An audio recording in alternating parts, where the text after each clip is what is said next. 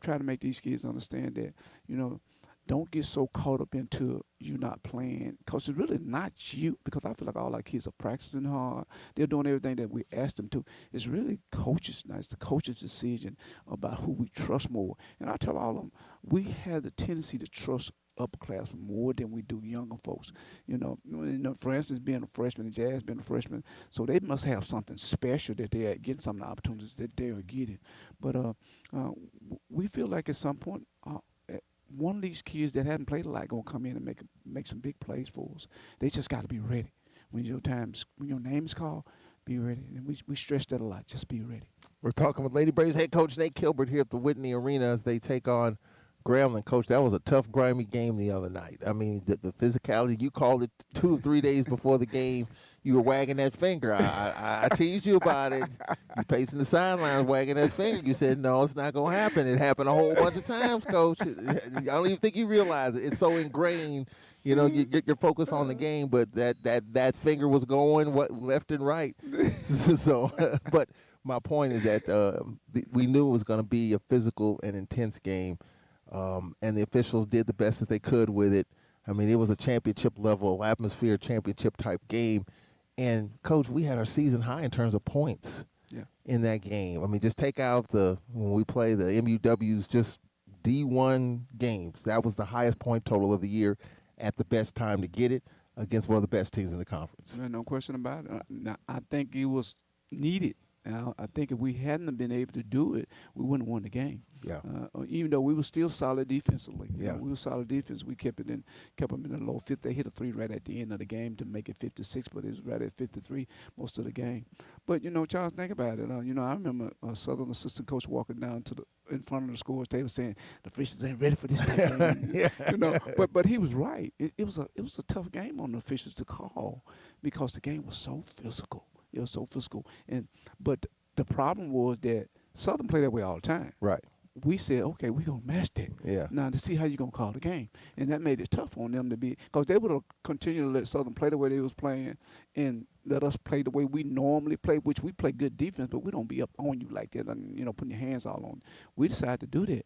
And it just got to the point where the officials like, Nate, I didn't want to call it down, but I had to do something to kind of get this momentum slowing down with these kids getting up on each other and talking to each other and all that stuff. So I understood some of the calls. And we welcome you back to the Whitney Arena as we get ready for tip-off. The lineup for the Lady Braves: Jasharia Hunt, the senior from Roxy; Nakia Cheatham, top 12 scorer, top 4 on the boards; the grad student from Clarksdale; Lauren Nelson, the junior from El Dorado, Arkansas, will get the start for Kiara Henderson; Krishani Walker, the sophomore from Oakland, Tennessee; and Maya Hunkin-Clater, the grad student from Wahiawa, Hawaii. For Grambling, Shania Dunn, the 6-foot senior from Birmingham, Troy transfer; Ariana Mosley, the 5'9" junior from Tampa, Florida, Tampa Prep; Zaria Johnson, the 6'1" senior from Houston, Georgia Southern transfer, followed by Monica Marsh, the 5'5" junior from Plano, Trinity Valley Community College transfer, and Alicia Murray, the junior from Toronto. We are underway, and we've got a clock issue right off the bat. Marsh, top of the circle; Grambling in the black, Lady Braves in the white.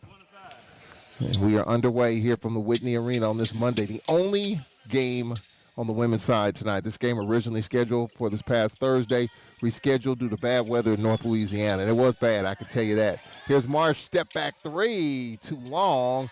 Krishani Walker with the rebound. Walker to Cheatham. Cheatham was in foul trouble in the second half, didn't foul out. Cheatham on the outlet. Now Nelson to Walker, and losing it, having it stripped. Grambling with the basketball. On first offensive possession, a turnover for the Lady Braves. On the attack, Johnson, her floater high off the window. No, Cheatham on the weak side.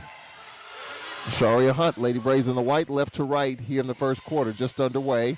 Cheatham on the trail, steps into a 3, off the mark, and a box out, and Nunn on the bounce with the rebound. Nunn averaging 14.9 a game, top 4 scorer. Here's an air ball on the left side by Mosley, and Cheatham with the weak side. Now Hunt on the attack. Hunt and a kickball went off the foot of Murray. Murray 15 off the bench versus Jackson State. Grambling lost 61-55 to Jackson State. Lady Braves a half game out of first place. Alabama A&M 8-1, Lady Braves 7-1, Southern 7-2 in conference.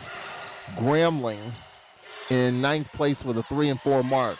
And Cheatham gets it inside, and the layup is good, curling to the rack. Nakia Cheatham puts the Lady Braves out on top. Now here's the pull-up, no good on the wing by Johnson. Lady Braves just one and done on the defensive end, and Maya Clater on the outlet, out ahead Lauren Nelson. Nelson puts it up, no, she was hacked. And the foul called, it will be on Murray. Murray, her first. This is one of those games when you're coming off a big emotional high on Saturday. We see upsets in this league on Monday nights, and the Lady Braves trying to avoid that. First free throw is good by Lauren Nelson, the junior from El Dorado, Arkansas. Lady Braves off to a 3-0 start here in this first quarter. Early substitution coming up for Nate Kilbert's ball club. This is all things. Second free throw coming up, and this is good. Lauren Nelson with a couple of free throws. Nelson 6 of 13 coming in conference from the line. Hits 2 here. Lady Braves with a 4-0 start, a minute and a half in. Lady Braves pressure over the shoulder catch by Monica Marsh, fronted by DeLasia Hurt-Floyd, and she hacked her. DeLasia Hurt-Floyd with the hacker first. Assistant coach Elvis Robinson saying just be solid. DeLasia Hurt-Floyd and an early sub for Jaharia Hunt, who had a solid game the other night. For Grambling, Marsh. Nunn on the right wing. And driving baseline, Murray. Ball fake, getting in the teeth of the defense. The floater way off the mark. Follow no good, and we're going to get a dual possession here as Krishani Walker and Johnson tie up, and the Lady Braves will get it. Minute 51 in, 4-0 Lady Braves. Almost a full slate of games on the men's side as men will take on a Grambling team. Patrick Carey, first-year head coach at Florida A&M for a year, one of the surprise teams that year with Sterling Young, who's at Indiana State. They got Roderick Coffey, who transferred from Fayetteville to Grambling. That's going to be something to watch a little bit later on. Lady Braves handle the pressure. Here's Maya Clato, right wing. Pass to Krishani Walker. Knocked out of bounds. It'll remain Lady Braves basketball. Knocked out of bounds by Prian. Prian, number 2 in the league in assists at 4.3 a game. 17 to shoot. Nelson baseline right. Lady Braves with a 4-0 start. Nelson, lob. Krishani Walker on the baseline. A one-hander, no. A weak side rebound, Murray. Murray gets it out ahead. Marsh and dumps it inside. Nunn with the first bucket for Grambling. Ryan Nunn averaging 14.9 a game and a turnover. Oh, Lady Braves, this Nate Kilbert talked about the pressure that Grambling's going to bring. Very similar to what Southern poses. Grambling's basketball. Murray at midcourt. Inbound the basketball. We played 2:19 of the first quarter. Aisha Murray, 15 off the bench versus Jackson State. Murray top of the circle, Prian. Prian out top. Prian, left wing Nunn. Her pull-up on the elbow, no. Ball on the deck, and we got a foul called, or jump ball. So jump ball, it'll be Lady Tigers basketball. Prian, baseline right. Prian, Mosley, on top of the circle, Murray. Marsh off a screen. Now Nunn on the attack. Her floater too strong. Back tap, Nunn with it. Stick back, rims out. DeLasia Hurt-Floyd with it for the Lady Braves, weaving in traffic.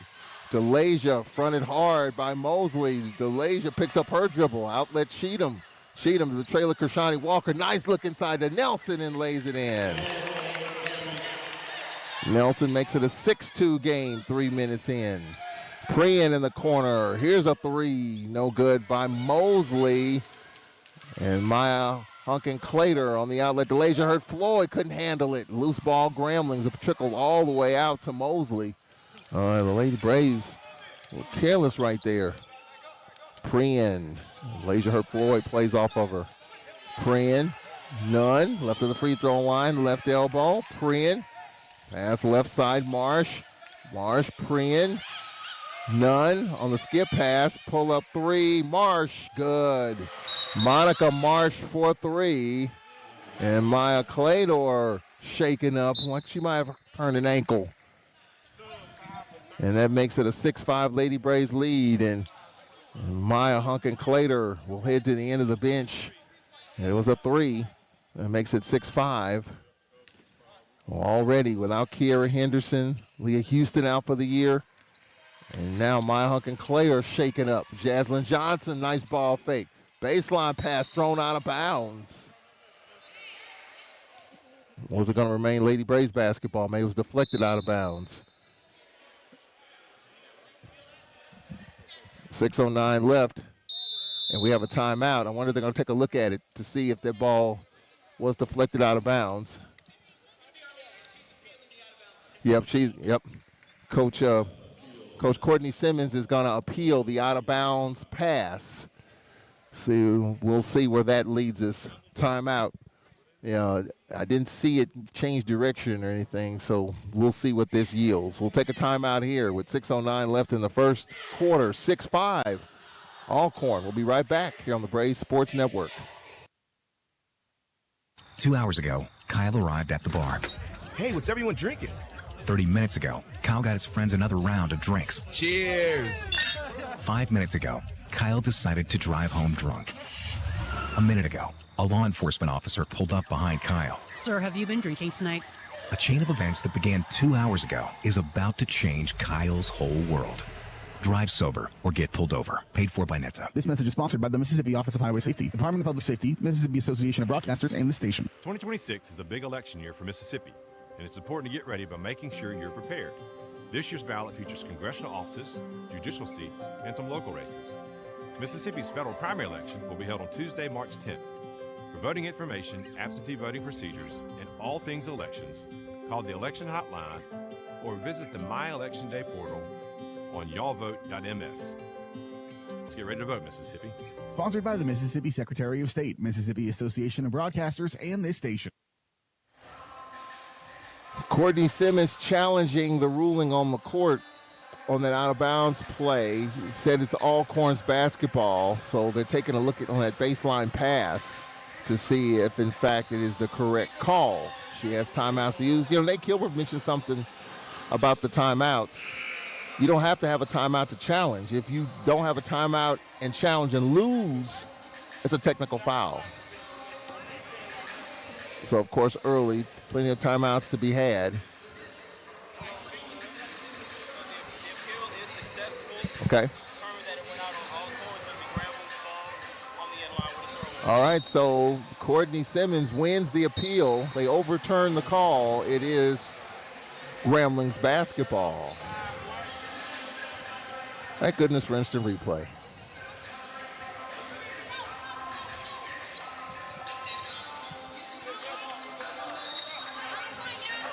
And just to make sure you get the call right. And yeah, you'd like to let it be Alcorn's basketball. I'm saying that being biased, but you also want to get the call right as well. Grambling's basketball, Shania Nunn will inbound the basketball. 1 point lead. It's a little sloppy here at the start. Prian, Nunn left of the free throw line. Prian ball fake. They dump it inside, and they do. They dump it inside to Esco, inside out. Prian on the skip pass. Marsh for three. She's got it. Monica Marsh with her second triple. And the Tigers now with an 8-6 lead. There's a pass off of Kashani Walker. Here comes Prian in the corner, another three, and that's good. Mosley, a third triple for Grambling. And the Lady Tigers have an 11-6 lead. Another turnover. Mosley pass off the knee of DeLasia Hurt-Floyd. Out ahead, Cheatham. Cheatham on the attack. Her floater rattles home. Cheatham makes it 11-8. So Grambling's led by as many as 5. It's a 3-point lead at the moment. And a foul called as Nelson late getting to the post as she fouls Jakayla Esco, the 6'1 senior from Ridgeland, Jackson State transfer. We approach the halfway mark of the first quarter. Kiara Henderson in, Sharia Hunt in for the Lady Braves. So Henderson didn't start in the game halfway through the first quarter. Now here's a step back deep three, and that's good. Marsh, her third triple, the step back three. And Grambling with a 14-8 lead. Here's a pass through the hands of Jaslyn Johnson. And the Lady Braves are struggling with this Grambling pressure here in this first quarter. Tigers with a 14-8 lead, and Nate Kilbert says just play through it. Halfway through the first quarter, Grambling with their biggest lead, 6 in the first quarter. Marshall gets it inside, and a travel called on Esco. Well, they tried to get it inside. They guarded the three-point line, and Esco called for steps. Maya Honkin-Clater in for the Lady Braves. In for Jaslyn Johnson. Grambling by 6. 4:48 left. First quarter. Lady Braves half game behind Alabama A&M. Here's Jasharia Hunt in traffic. Cheatham on the outlet. Pull up for three. No, it hit the guy wire out of bounds. It will be Grambling's basketball. 4:39 left. Well, Grambling's coming out firing from beyond the arc. They've got 12 of their 14 from beyond the arc. 14-8 GSU, and Cheatham knocked the ball away. Let's go. And for the Tigers, Mosley, her floater's up. No. Stick back is good by Esco. Esco makes it 16-8 with 4:15 left, and another turnover. Getting it out ahead, none. Her layup is good. Timeout, Nate Gilbert. Grambling with an 18-8 lead with 4:09 left in the first quarter. Nate Gilbert has seen enough. Timeout, Lady Braves will take it. We need it. 10-point Grambling lead. 4:09 left in the first. Well, it's a 30-second timeout. We'll take a 30-second break. We'll be right back. This is the Braves Sports Network. To make sure my future took off, I joined the Mississippi Army National Guard. With part-time service, I was able to get paid training as an aviation mechanic. I learned skills that helped me get started down the path to a great civilian career. And this is just one out of the hundreds of jobs the Mississippi Army National Guard can train you for. You can learn a trade and earn money for school, all while serving close to home and being there for your community. See what your future could look like by going to nationalguard.com/MS. Sponsored by the Mississippi Army National Guard. Aired by the Mississippi Association of Broadcasters and this station. 2 guys drove to work. Neither guy wore a seatbelt. 8 of the 18 for Grambling in the first quarter have come off turnovers. Lady Braves got to settle down. Down by 10 here at home. 18-8 and a foul called on Mosley. Riding Jasharia Hunt. Mosley with her first. 18-8. Nate Gilbert usually kind of lets the team play through things. Not the case so far. Lady Braves shooting 50%, Grambling 39%. But the turnover's the story here in this first quarter. Lauren Nelson, right wing, top of the circle. Sharia Hunt fronted by Marsh. Henderson, left wing, fronted by Mosley. 13 to shoot. Claytor, two-hand pass Cheatham. Short right corner. Here's Claytor, steps into a three. No. Rebound, none. None on the attack for Grambling. None. Baseline floater, and it's good. Mosley makes it 20-8 Grambling. 3 1/4 left here in the first quarter. Wow. What a start for Grambling. Lady Braves got to get it going. Can Claytor do it? No. Stick back by Nelson. Well, it was an air ball by Maya Claytor and right to Nelson, who laid it in. So after trailing by 12, Grambling by 10 with 3 to play in the first quarter, 20-10. Here's a deep three off the mark by Marsh. And Desharia Hunt for the Lady Braves. Out ahead, Cheatham, and she'll lay it in. Cheatham with 6. It's an 8-point game, 20-12 with 2:48 left in the first quarter. Everybody's got to chip away. Johnson the spin, kick out. Here's a 3, top of the guy wire, 3 off the mark by Marsh. Lady Braves basketball. Esco will check back in for the Lady Tigers. Courtney Simmons probably thinking her team settling for too many jump shots. Get the ball inside. Aaron Henderson, Sharia Hunt, Arena EAK Polor. Nakia Cheatham and Maya Claytor in the lineup. Henderson on the attack. Henderson up and under, layup, got it. Henderson makes it a 6-point game. So after leading 20-8, Lady Braves on a 6-0 run. We approach 2 minutes left in the first quarter. Prian, Esco high, low, and taken away by Henderson. Henderson weaving in traffic. Henderson going coast to coast. Nice drop off Arena, and she had it blocked by Esco. Esco with the block. And Nate Kilbert says, where's the foul? Prian with it for Grambling. 1:58 left in the quarter. Yep, Nate Kilbert thought it was contact there. Prian left wing. Grambling by 6. Prian off a screen or double screen goes right, now goes left. Prian looking inside, nothing there. Now Johnson on the attack, her floater short. Rebound, Esco. Esco inside to Mosley, her 3rd field goal. She has 7. 22-14, a minute and a half left in the first quarter. Well, this pace right now is a 90-point pace for Grambling, and the Lady Braves got to figure out a way to either get buckets or get stops. Here's Claytor. Can she respond? Yeah! And 1. Claytor for 3. And that makes it a 22-17 game. And the foul call on Marsh, her first. So after trailing by 12, Maya Claytor's 3 makes it a 5-point game with 1:19 left in the first.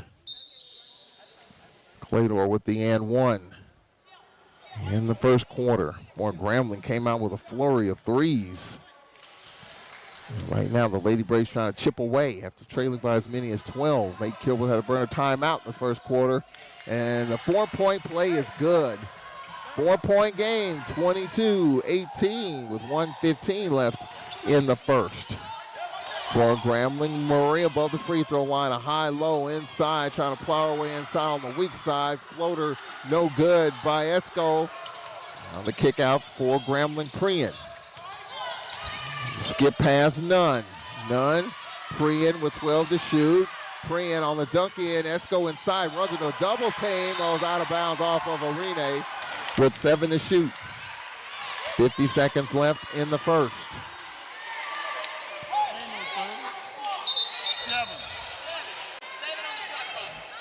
7 to shoot. 50.1 left in the first. Lady Braves trail 20-8. So a 10-2 run by Alcorn. 7 to shoot. On the inside, the little jump hook off the mark by Nunn.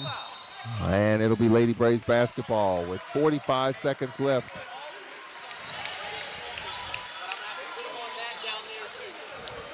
And Nate Kilbert already giving the officials a piece of his mind. Travis Jones, the referee, Erica White, and DeJuan Poole, the umpires. And now Desharia Hunt, her floater rattles home. So it's a 2-point game with 30 seconds left in the first. Shot, game clock about even. So after leading by 12, Grambling plays for the final shot. Prian, right wing Nunn. Prian on the attack. Pump fake on the baseline. Pass across the lane, knocked away. Prian got it back. Her floater's up good. Count it. and 1 with 6.8 left in the first. Scramble, 50-50 ball. Lady Braves didn't get it. And the foul on Arena EAK Polor. So Grambling by 4. Prian at the line, number 2 in the conference in assists with 4.3 a game. And the and 1 is good. Grambling by 5, 25-20 substitution for Courtney Simmons Ball Club. Monica Marsh back in. So the Lady Braves got to go full length of the floor with 6.8 left in the first. Grambling's led by as many as 12 in this quarter. 5-point lead, 3 seconds left. Henderson weaving. Henderson had it stripped out of bounds. And that'll take us to the end of the quarter. Well, Henderson looks fine. Going coast to coast. Had it stripped out of bounds as the quarter came to an end. So after trailing by as many as 12, Grambling raced out to a 20-8 lead. Lady Braves with a push, down by 5 at the end of the first quarter, 25-20. We'll take a timeout here. We'll be back in 60 seconds. This is the Braves Sports Network. Storytime with State Treasurer David McCray. Today is your day. After all, college is not very far away. But your parents started a Mississippi Savings Plan, so now your future is in your own hands. To be a doctor, a nurse, a teacher, or attorney with monthly payment plans, there's no limit to your journey. So study up, young engineer, executive, police, or fire. You'll be the one everyone wants to hire. To do a job you love, all because your parents saved at treasury.ms.gov. This message is brought to you by the Mississippi Treasury, the Mississippi Association of Broadcasters, and this station. 2026 is a big election year for Mississippi, and it's important to get ready by making sure you're prepared. This year's ballot features congressional offices, judicial seats, and some local races. Mississippi's federal primary election will be held on Tuesday, March 10th. For voting information, absentee voting procedures, and all things elections, call the election hotline or visit the My Election Day portal on y'allvote.ms. Let's get ready to vote, Mississippi. Sponsored by the Mississippi Secretary of State, Mississippi Association of Broadcasters, and this station.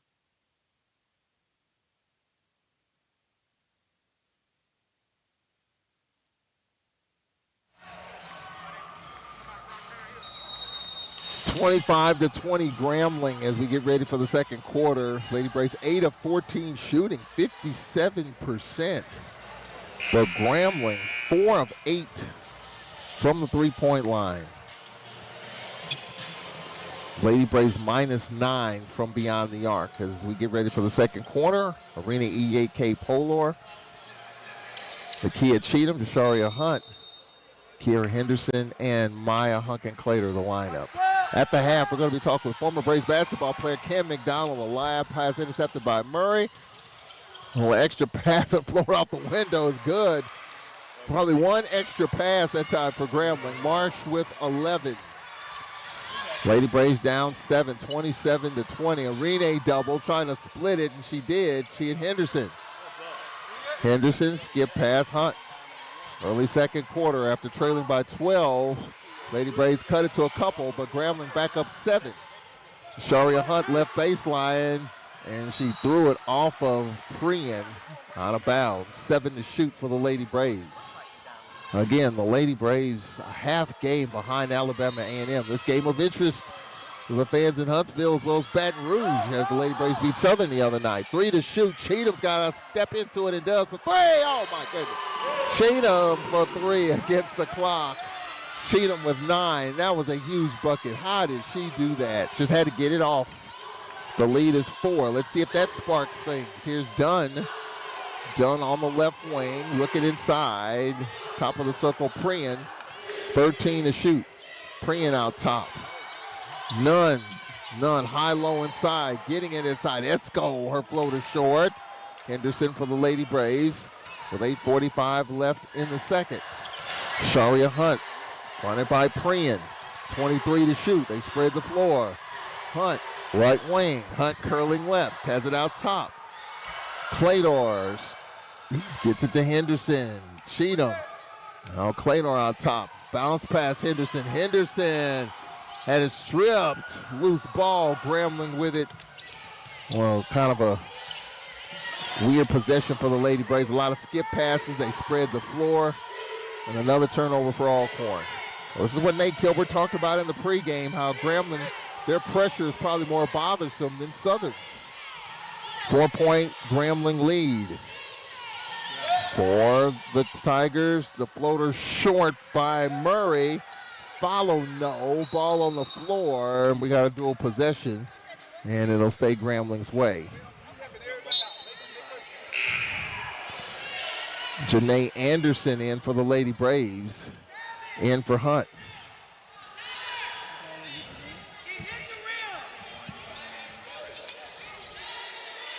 They'll reset the clock to 20.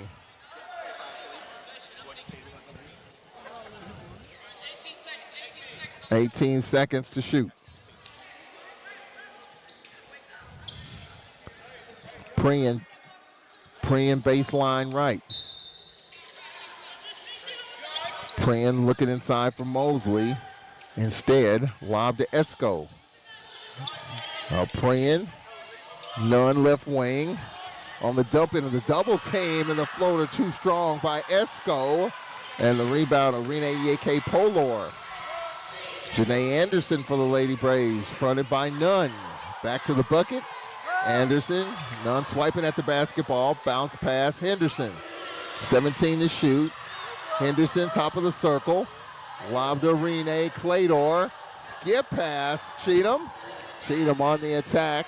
Cheatham, Rene from 16 feet. Good. That's a Lady Braves down 2. 27-25. 7:09 left in the second. Prian top of the circle. Prian. Nunn above the free throw line. Nunn high-low intercepted by Rene Ike Polor. Janae Anderson for the Lady Braves. They can go ahead with a triple here. Anderson one-on-one with Nunn. Henderson out top. Rene left wing, 15 to shoot. Rene one-on-one with Esco. Now Maya Clador left wing. Rene left side with 4 to shoot. Rene going downhill. A shot blocked by Esco. Now getting it out ahead is Mosley. There's a pull-up. It's off the mark. Loose ball squirts out to the wing. It was off of Grambling. It was off of Marsh. Now for the Lady Braves, a pull-up by Cheatham off the mark. Weak side rebound, Nunn. Nunn going coast to coast. Her floater too strong. Ball tipped right back to Nunn, and she's hacked by Rene Ike Polor second. With exactly 6 minutes left in the second, Krishani Walker will check in. Looks like DeLasia hurt Floyd in for the Lady Braves as well. So DeLasia in, Shani Walker in. Clador gets a seat. Rene gets a seat. Good hard work by Rene Ike Polor. Well, she's really had an improvement in her game. And at the free throw line, Shania Nunn. At the line for Grambling. First free throw coming up, and it's no good. Grambling, 62% as a team from the free throw line. That's 9th in the conference. Nunn, 60% in conference from the charity stripe. Grambling still hanging on to a 2-point lead. Second free throw here, and she's got it. Nunn with 5, 1 of 2 on the trip. And it's a 3-point lead, 28-25, with exactly 6 to play in the second quarter.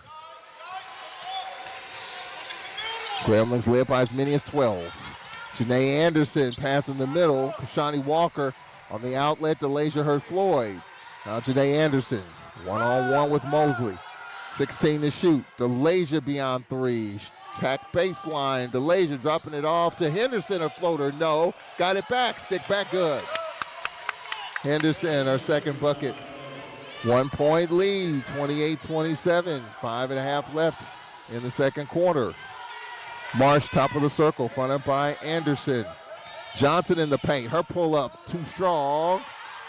Shawnee Walker with the rebound. Lady Braves trying to get the lead here as we approach the halfway point of the second quarter. Here's Cheatham. Cheatham into Henderson. Henderson with the floater. Good!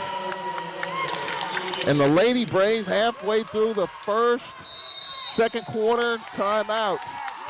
Good response after being down by as many as 12. Grambling led 20-8. And the Lady Braves, since that time, a 21-9 spurt. Halfway through the second quarter, 29-28, Alcorn. We'll take a break here. We'll be back after this 1-minute timeout. This is Braves basketball. 2026 is a big election year for Mississippi, and it's important to get ready by making sure you're prepared. This year's ballot features congressional offices, judicial seats, and some local races. Mississippi's federal primary election will be held on Tuesday, March 10th. For voting information, absentee voting procedures, and all things elections, call the election hotline or visit the My Election Day portal on y'allvote.ms. Let's get ready to vote, Mississippi. Sponsored by the Mississippi Secretary of State, Mississippi Association of Broadcasters, and this station. Hello, I'm Anthony Anderson. When UNCF, the United Negro College Fund, was founded 80 years ago, they hoped they would change this nation for the better, and they have. As a proud alum of an HBCU, in fact, Howard University, I'm an advocate for HBCUs. I support the work that UNCF does for students of color, scholarships, and internships for 50,000 deserving students each year. Visit uncf.org today, and remember, a mind is a terrible thing to waste. Halfway through the second quarter, Ken McDonald, former Braves player, who has his own tailored business, tailored suits, jackets, Ken McDonald Collections. He'll join us at the break. And the nephew that played for Southern University was at the game the other night. So we'll talk with Ken McDonald at halftime. Lady Braves lead by 1 after trailing by as many as 12. His reverse layup no good by Murray, and she was hacked. And the foul called. It will be on Krishanti Walker, her first. We got some 6 o'clock games on the men's side. This is the only women's game. This game was originally scheduled for this past Thursday. First free throw is good by Murray. Aisha Murray had 15 off the bench against Jackson State. Murray, 6 of 11, 1 of 2 on this trip. And the Lady Braves and Grambling are tied at 29 with 4:48 left in the second quarter. Men's game coming up. Stick around for that. Lady Braves softball will get underway this weekend. Baseball next weekend. And here's Elijah Hurt Floyd for a 3. No. Walker with the rebound, splitting the double team. Just puts it up, and she's called for steps. And there's a lot of contact there. No whistle. And that's what Nate Kilbert's complaining about, some contact. 4:29 left in the second quarter. Tie game at 29. Could it be that the Lady Braves have taken Grambling's best punch in that first quarter? Malaysia knocked the ball away twice from Marsh. Marsh, top of the circle. Johnson going downhill and lost it to Cheatham. With 4:10 left in the second quarter. Cheatham one-on-one with Mosley. Janae Anderson left wing. Anderson, a pass deflected, got to Cheatham. Cheatham, here's Krishanti Walker. Her pull-up, oh, she was hacked. Well, it looked like there was a hack there, no whistle. Nehemiah Griffin in the lineup for Grambling. Murray, quick passing. Murray, her teardrop off the mark, tip no. Anderson with it for the Lady Braves with 3:41 left in the second quarter. We're tied at 29, and Henderson to the trailer, Janae Anderson. Anderson out top Cheatham. Cheatham on the attack. Her floater is up short. Rebound Griffin. 3 1/4 left in the second quarter. We're tied at 29 here at the Whitney Arena. Lady Braves a half game out of first place. Alabama A&M. Of course, we lost to A&M in Huntsville. The only meeting we'll have with A&M in the regular season, just like Southern, we won't see the Jaguars again until the SWAC tournament. Alabama A&M, Alabama State, Southern Grambling, we only see one time a year. So this is the only time we'll see Grambling during the regular year. Here's a pull-up 3. No, guy wire violation. And it will be Lady Braves basketball. Nelson in and Jada Bowen in for the first time with 2:58 left. I think the Lady Braves got the run that they needed. Settle this thing down after trailing by as many as 12 in this first half. Henderson on the outlet. Cheatham going to the rack. Her floater's up short. And the ball deflects back to Mosley. On ahead, Marsh. Here's a pull-up three short by Mosley. Got it back, and she puts it home. Mosley with 9. Marsh and Mosley getting it done for Grambling. Marsh with 11, Mosley with 9. That's 20 of the 31 for the Tigers, and they lead by 2 with 2:20 left in the first half. Cheatham on the attack, falling out of bounds. Our pass deflected out of bounds by Murray. 13 to shoot. Grambling by 2. Lady Braves get the basketball. Bowen gets it from Henderson. The up and under, the spin, the floater, no. Rebound, none. And we got a dual possession. It'll stay with the Lady Braves. 2:11 left in the second quarter. This for the Lady Braves will be the second of 4 games in 7 days. On the one hand, you don't play the game this past Thursday. That gives you a break. But now you're in the gauntlet of 4 games in 7 days. Here's DeLasia Hurt-Floyd cut off on the baseline. Floyd on the dump in. Nelson, her shot too strong off the window. Nunn with the rebound. Nunn to Marsh with 2 to play in the second quarter. Marsh gets it to the trailer. Nunn. And now Griffin, top of the circle. Shania Nunn. Griffin, pull up for 3. No. And we got a foul called. It'll be on Grambling. And it'll be on Nunn, her first. 1:49 left in the second quarter. Lady Braves down a couple after trailing by as many as 12 in this first half. Henderson gets the lob pass across the court from Bowen. Jada Bowen gets it back.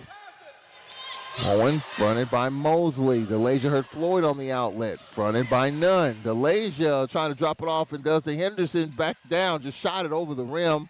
And out of bounds off of Lauren Nelson, Grambling's basketball. 31-29, 6 o'clock games on the men's side. And we'll update the scores as we go along here. Plenty of men's games to talk about later. Nunn, the pull-up on the elbow rattles home. Shania Nunn, her third field goal. She has 7. And Grambling back up by 4. DeLasia Hurt-Floyd on the outlet. DeLasia. Lauren Nelson. Floyd out top. Jada Bowen. Bowen fronted by Mosley. 57 seconds left in the half. 13 to shoot and a foul called on Mosley, her second. 13 to shoot, 55.3 left in the half.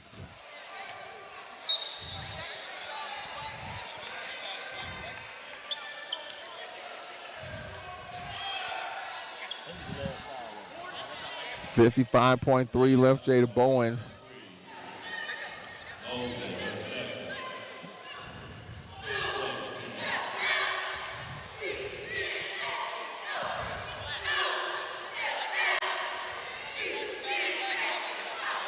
Now they're trying to determine the foul.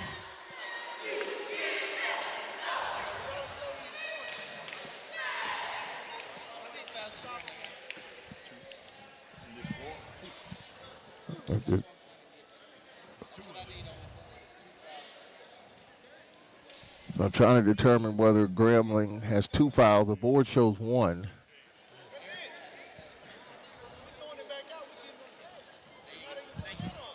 All right, 2 fouls for the Lady Braves, 1 for Grambling. Well, 2 for Grambling. So they add another foul on. So 2 fouls apiece. Then we set the shot clock to 20. Henderson far sideline in the backcourt. Cheatham. Cheatham fronted by Marsh. Lauren Nelson for the Lady Braves. Henderson left wing. Henderson with 10 to shoot. Lauren Nelson right wing with 8 to shoot. Cheatham with 6 to shoot. She's crowded. Cheatham step back deep 3. Ooh, brick off the glass and oh my goodness, right place, right time. for Kiara Henderson.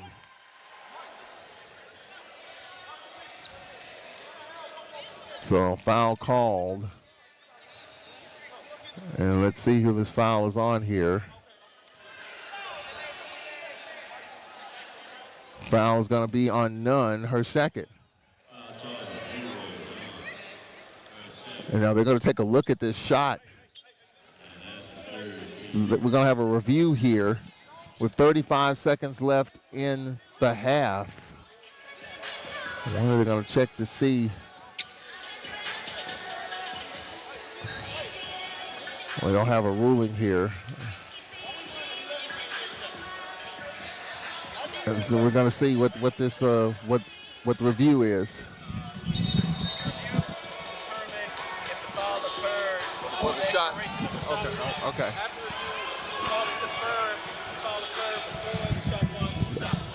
All right, so they're trying to determine, and it was confirmed, the foul occurred before the shot. Henderson at the line for the Lady Braves. Henderson with 6. First free throw for Henderson, no good. 35.9 remaining. Grambling will have a shot here in the final seconds of this second quarter. Grambling's led by as many as 12. Second is up, and that's good. Kiki with 7. Cheatham with 9. Henderson with 7. Nelson with 6. Lady Braves down 3. 24 to shoot, 29 seconds left in the half. If the Lady Braves can D up, they'll have a shot here. And now they'll just use clock. 17 to shoot. Prian will just dribble the top of the circle. Prian, loose ball, and Grambling with it. And Henderson slapped the ball back in her team's bench. Pass intended for Nunn. 10 to shoot. Grambling in front of the Lady Braves bench. Marsh, top of the circle. Prian, 6 to shoot. Looks back at Coach Simmons. Gotta go. Prian on the attack. Prian, her floater is up short. Claytor with the rebound with 4 seconds left. Here's Henderson. Out ahead Nelson, and our pass over the head of Cheatham as time expired. Well, Lady Braves trailed 20-8 early. Grambling was hitting threes. And that was really the big story of how Grambling got that 12-point lead. Lady Braves tied it up at 29 with 4:48 left in the second quarter. And Grambling takes a 33-30 lead into halftime. Only women's game on this Monday night. Of course, this game originally scheduled for this past Thursday. Full slate on the men's side. We'll talk about that as we get ready for the men's action coming up later. Coming up, Ken McDonald, former Brave. Ken McDonald was a really good sharpshooter basketball player from beyond the arc. He's got his own clothing tailor line. You know, he tailors suits and all that good stuff. He'll talk to us coming up at the break. We'll take a timeout here. 1 minute timeout, 33-30 Grambling here on the Braves Sports Network. Hi, I'm Mississippi Attorney General Lynn Fitch. More than 40 million people are victims of human trafficking globally. This is a worldwide problem, but it's a local one too. And one victim is too many. Each victim is someone's child, someone's grandchild, someone's sister or friend. Learn how to be aware, be prepared, and be the solution. Download Mississippi's Human Trafficking Reporting app at simplyreport.com. This message brought to you by the Mississippi Association of Broadcasters and this station. It's RSV season. Is your baby protected? RSV is the #1 cause of hospitalization in all infants. Protect your baby from severe RSV with an immunization. I think he's having trouble breathing. A vaccine during pregnancy or preventive antibody is now available. Help prevent RSV before it happens. Learn more by visiting lung.org/RSV.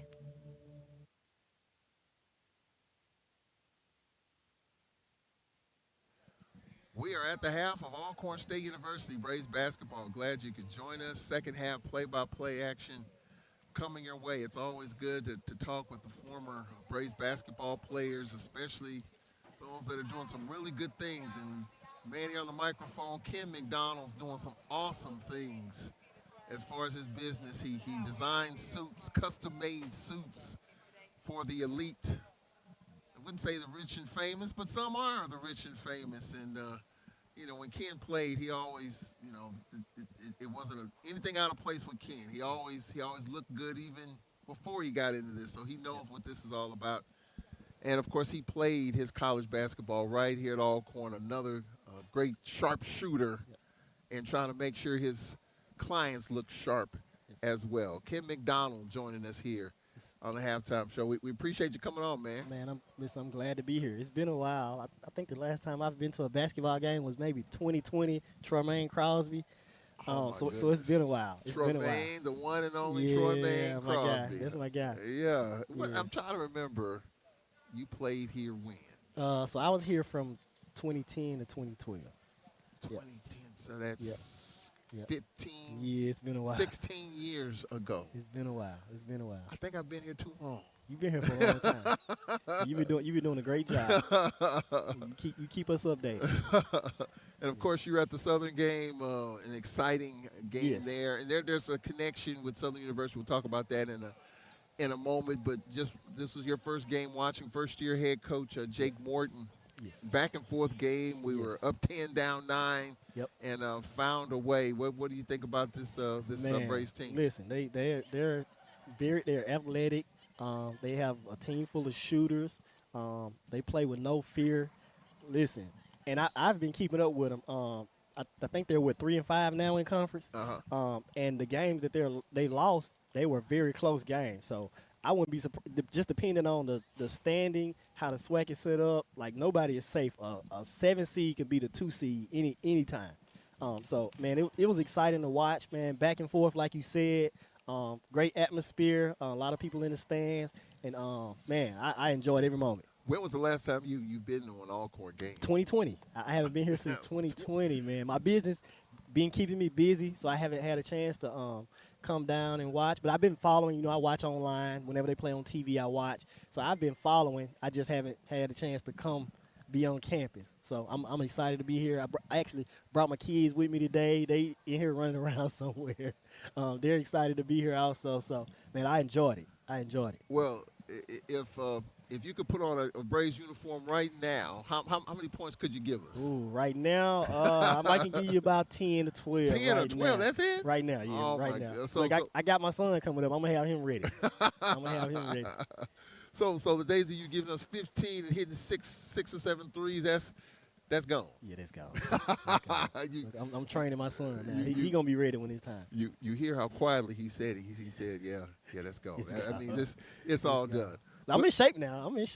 Oh, okay. So you are in shape to give us something. I'm in shape. I can give you something. Well, look, nothing's impossible. Now, you got players that played in the G League right. want to come back to college. And look, my brother was here also. My whole family came.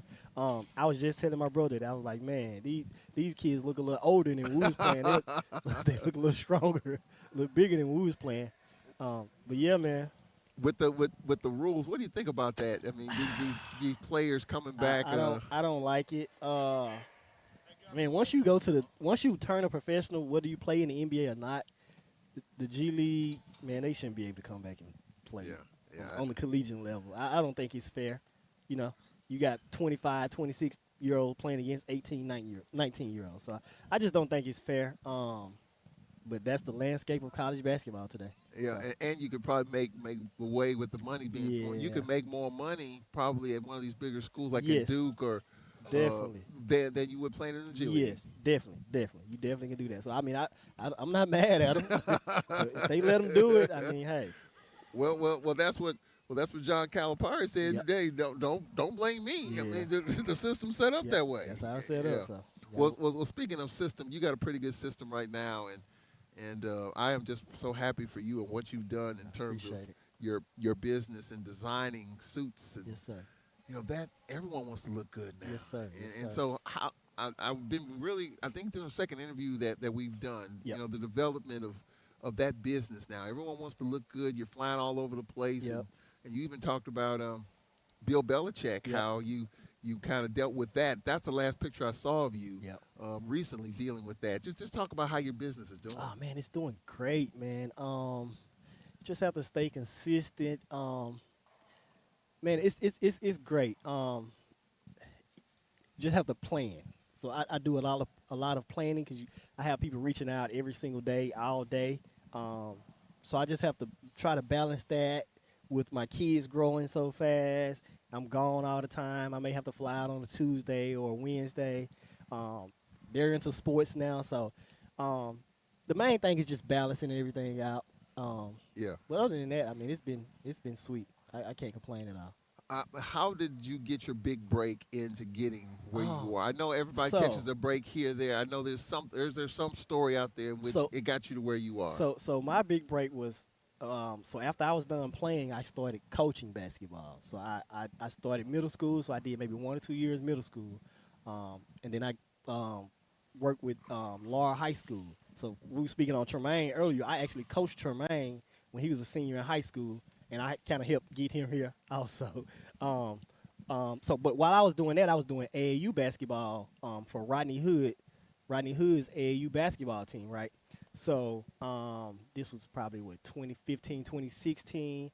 So we was getting, like, the top kids in the state of Mississippi. One of them being Robert Woodard. You probably heard of him. Played at Mississippi State. He ended up getting drafted second round. Can't remember exactly what year it was. So that's when I first started my business. So I started my business around that time when he got drafted. So he was like one of my first clients. And man, it just took off from there. I connected with his agent. His agent sent me some more draft players that was gonna get drafted, and man, we just went from there. So do you just do suits? Do you do what all do you design? Man, I do custom suits. I have custom overcoats. I do hoodies, hats, like I have a hat on now, joggers, man, phone cases. I do phone cases. What? Yeah, where my phone? What you do with my phone? I have a custom phone case, KM on it.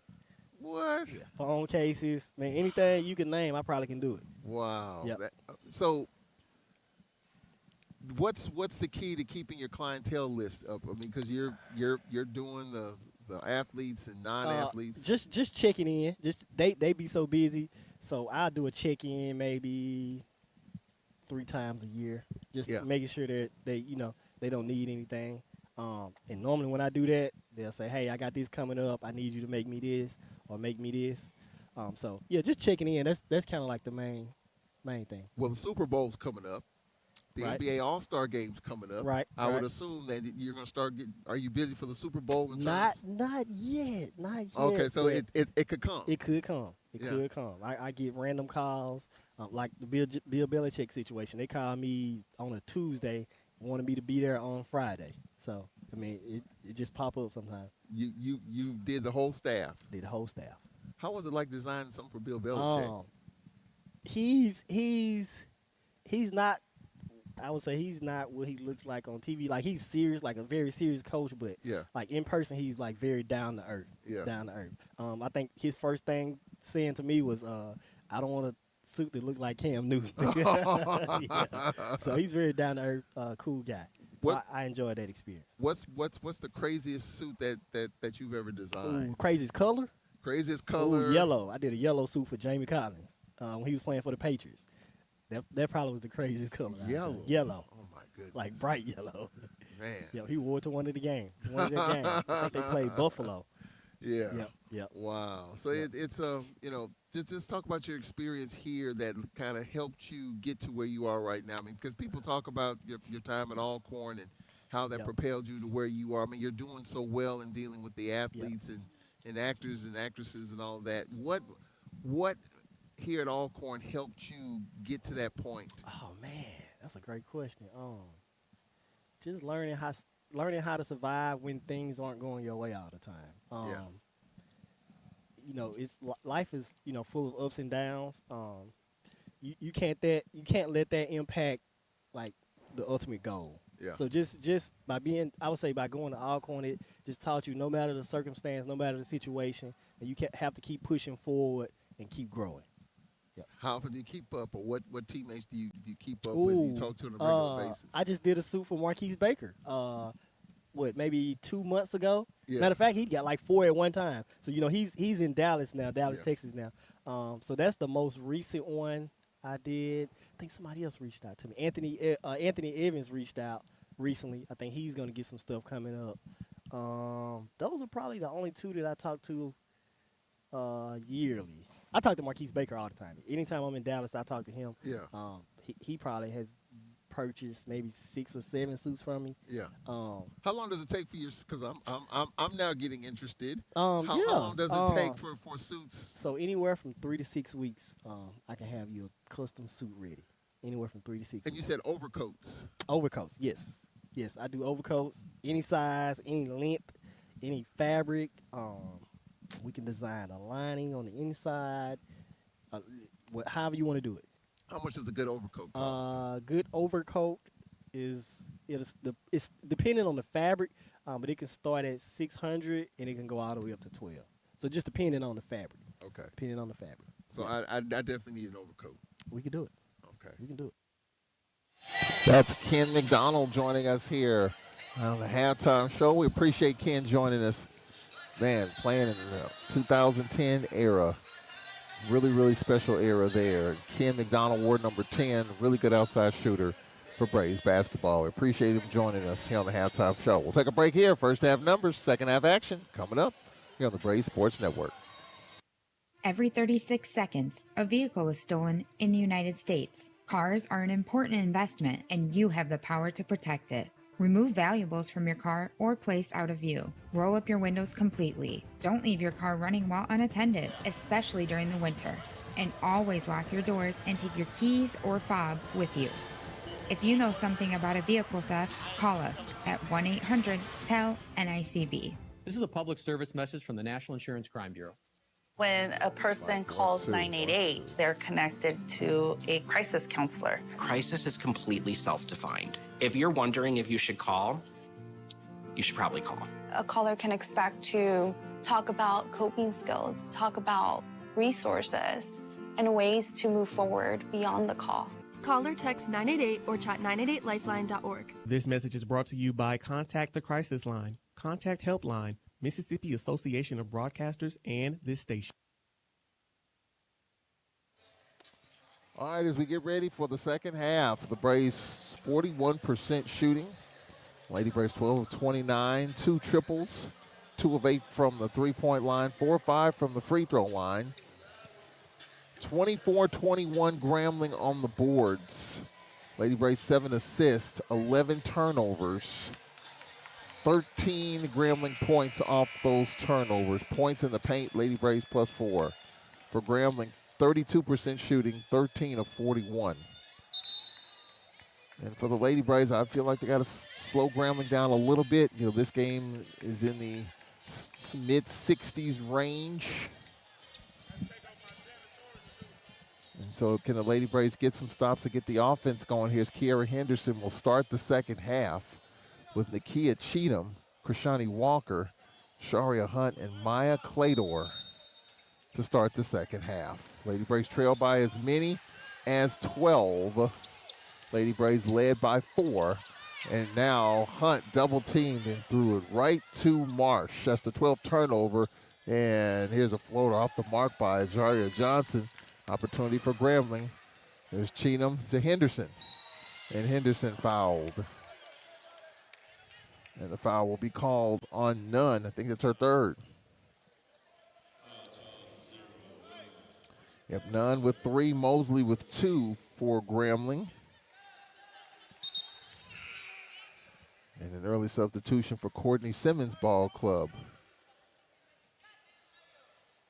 Oleana Bartholomew in. And Coach Simmons not happy with that layup that was missed. I think she understands that against this Alcorn team, you got to cash in on the easy opportunities. And here's a 3. Hunt, and it's good.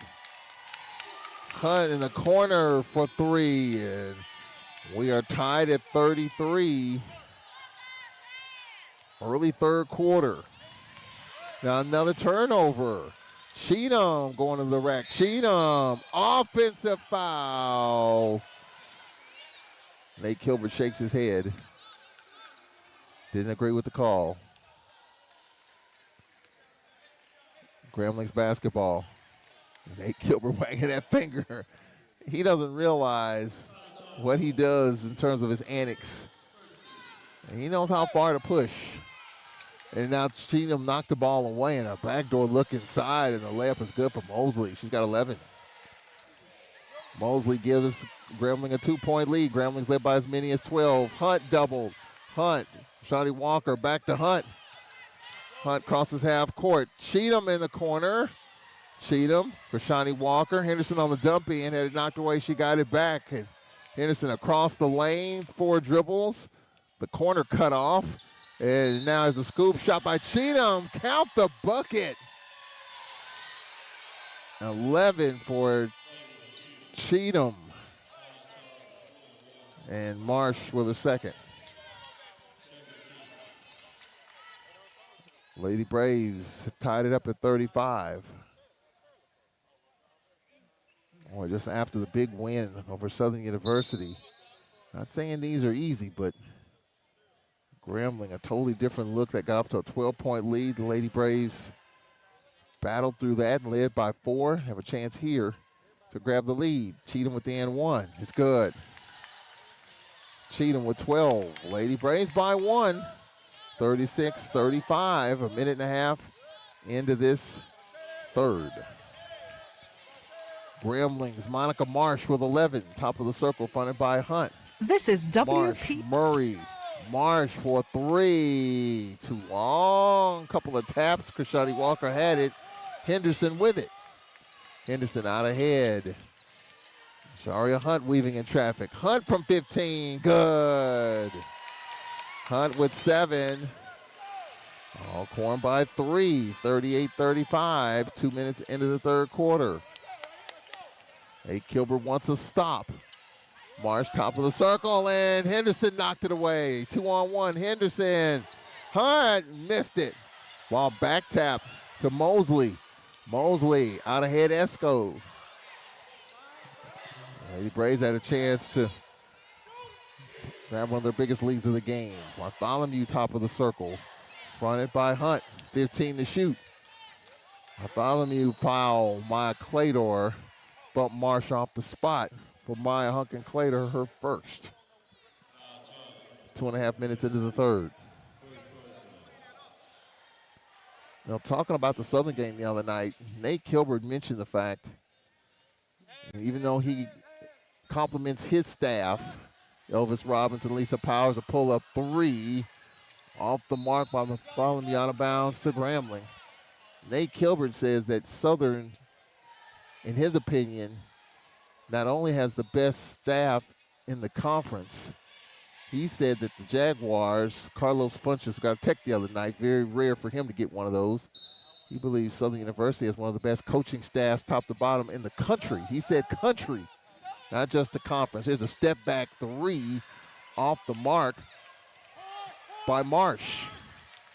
And Sharia Hunt for the Lady Braves, who's got it going here in this third quarter. Lady Braves by 3, 38-35. 20 to shoot. Hunt top of the circle. They spread the floor. Hunt, Cheatham. Cheatham left wing going right. Now she has it out top. 9 to shoot. Cheatham fronted by Marsh. Henderson, Krishani Walker on the attack. Her floater is up. Too strong. She got it back. Hunt on the back down. Kick out Cheatham. Extra pass. Maya Hunkin-Clater. Cheatham out top. Goes right. Cheatham, her floater's up. No. And out of bounds. It'll remain Lady Braves basketball with 20 to shoot. 3.5 minutes into the third quarter. Lady Braves by 3.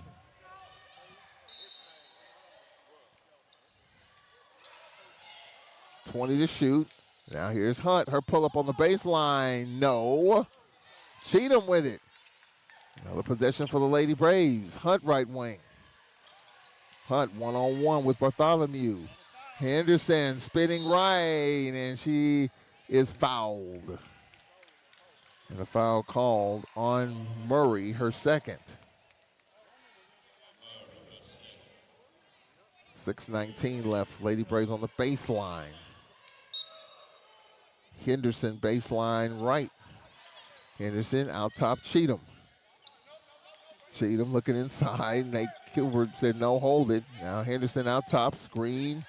Henderson back to the bucket. 4 up and under floaters up. No, boy, nice soft touch by Kiki. Esco with it. Marsh for Grambling. 6 minutes left in the third quarter. Marsh fronted by Henderson, 38-35. Lady Braves by 3. Marsh out top, 15 to shoot. Marsh left wing. Marsh with 10 to shoot. Marsh, Esco on the attack, the spin, the layup, too strong. And Cheatham is fouled. And the foul called on Murray, her third. Murray with 3, 5:38 left in the third.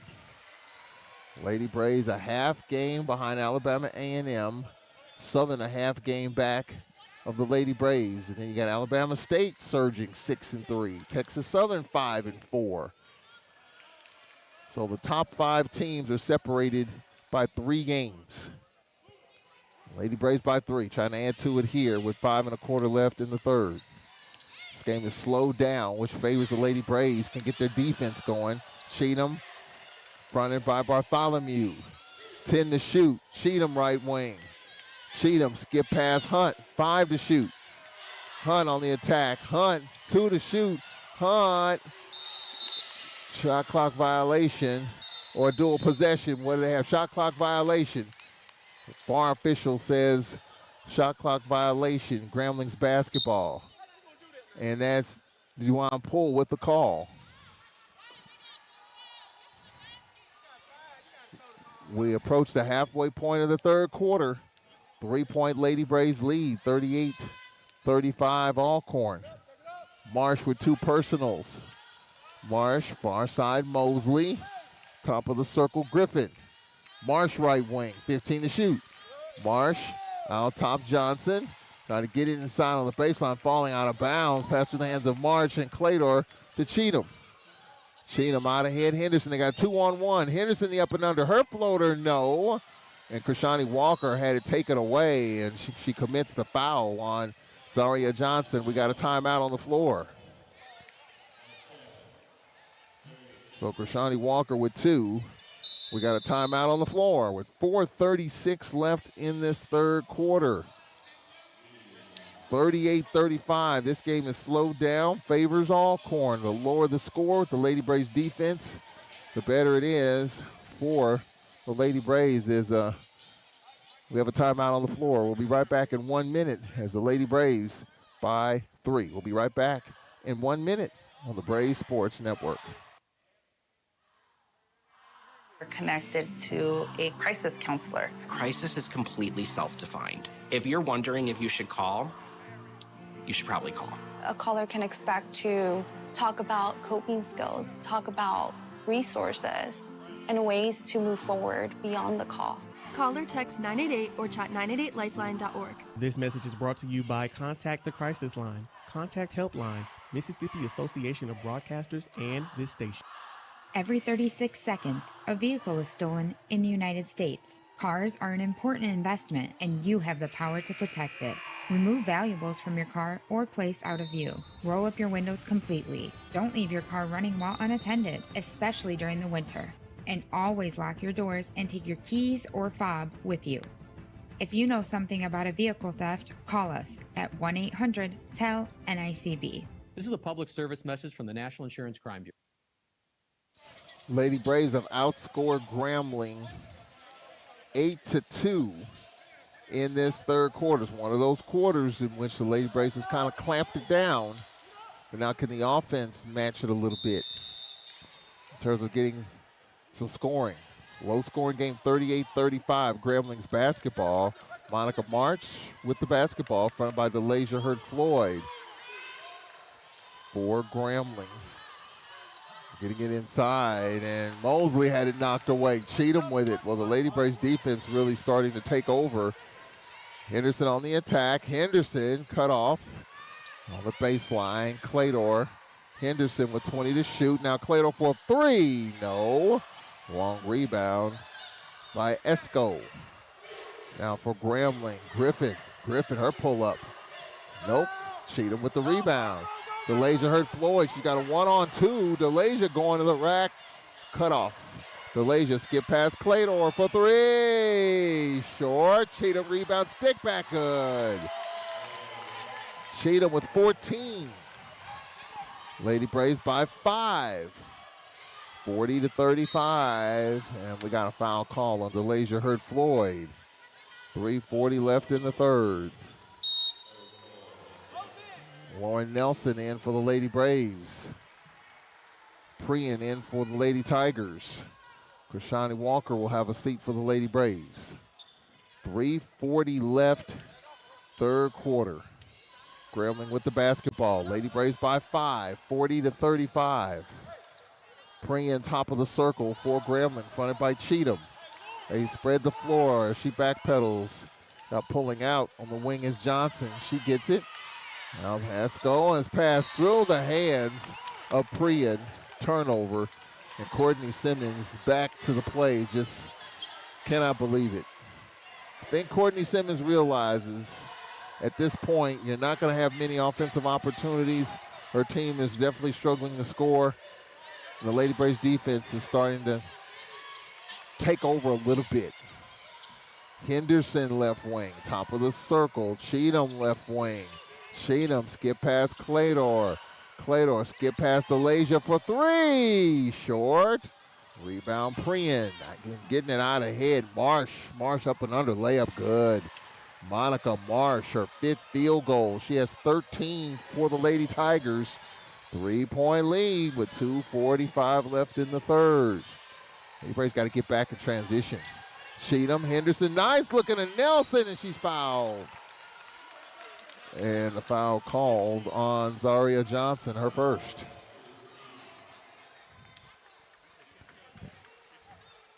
A little after the top of the hour, got 6 o'clock games underway on the men's side. Of course, this is the only women's game tonight because of the fact that this game originally scheduled for this past Thursday. And Lauren Nelson at the line for the Lady Braves. First free throw is good. Nelson 3 for 3 from the line. She's got 7. Florida A&M Alabama State will start, has started, at 7. Bethune-Cookman, Alabama A&M. Southern Jackson, and of course our game will start after this. 2.5 left. Lauren Nelson makes it a 4-point lead. Griffin for Grambling, or near steal by Cheatham. On the attack, Prian. Prian left wing Marsh. Her pull up on the elbow. No good. And Maya Claytor tracks it down. Claytor wanted by Griffin. Al Henderson on the outlet. DeLasia Hurt Floyd. Cheatham right wing. Henderson pump fake layup. Got it and won. Henderson with 9.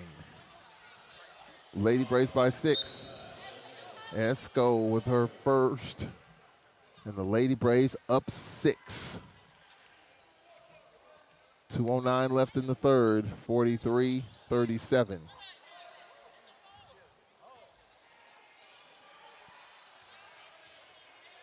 Free throws up, and it's good. Henderson in double figures. We didn't know if she would even play. Nate Kilbert said after the game Saturday he was prepared not to have her. She said she was good to go yesterday. Didn't start, and we got a timeout. Courtney Simmons. Lady Braves by 7, 44-37. We'll take a 1-minute break right here. Lady Braves with their biggest lead of the evening, 44-37 ASU. 2 minutes left in the third. We'll be right back here on the Braves Sports Network. Every 36 seconds, a vehicle is stolen in the United States. Cars are an important investment, and you have the power to protect it. Remove valuables from your car or place out of view. Roll up your windows completely. Don't leave your car running while unattended, especially during the winter. And always lock your doors and take your keys or fob with you. If you know something about a vehicle theft, call us at 1-800-TEL-NICB. This is a public service message from the National Insurance Crime Bureau. When a person calls 988, they're connected to a crisis counselor. Crisis is completely self-defined. If you're wondering if you should call, you should probably call. A caller can expect to talk about coping skills, talk about resources, and ways to move forward beyond the call. Call or text 988 or chat 988lifeline.org. This message is brought to you by Contact the Crisis Line, Contact Helpline, Mississippi Association of Broadcasters, and this.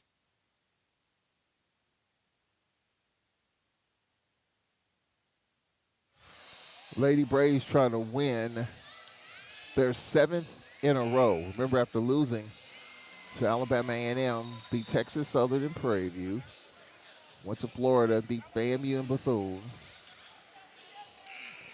Southern, and they're in the process of winning their 6th in a row. But still a long way to go. 7-point lead after trailing by 12 in the first half. Lady Braves coming in a half game behind Alabama A&M. If Lady Braves win this game, they'll be 8-1. Alabama A&M's got to go to Southern and Grambling this upcoming week. Here's a pull-up three off the mark by Marsh. And it'll be Lady Braves basketball. So A&M's got some road work to do, and so do we. We have to go to a place in which has been a struggle for us on Thursday, the Harrison Complex at Mississippi Valley. Pine Bluff's playing a lot better, so this upcoming road trip won't be easy. DeLasia hurt Floyd on a 2-1-2, and Grambling comes up with the turnover and a foul. Lauren Nelson, her first personal. 1:44 left in the third.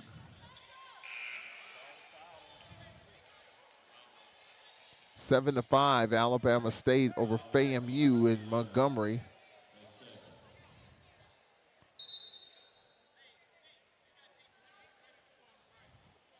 .144 left in the third.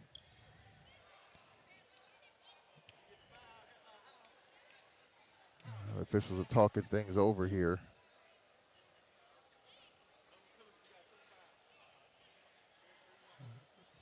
What is this conversation about? Well, whatever it was, no harm, no foul. 1:44 left in the third. They'll reset the clock. They got to reset it to 30. Yep, they'll reset to 30. 1:44 left in the third. One of the reasons why Grambling got the 12-point lead, they were hitting threes. And at this point, Grambling from the three-point line.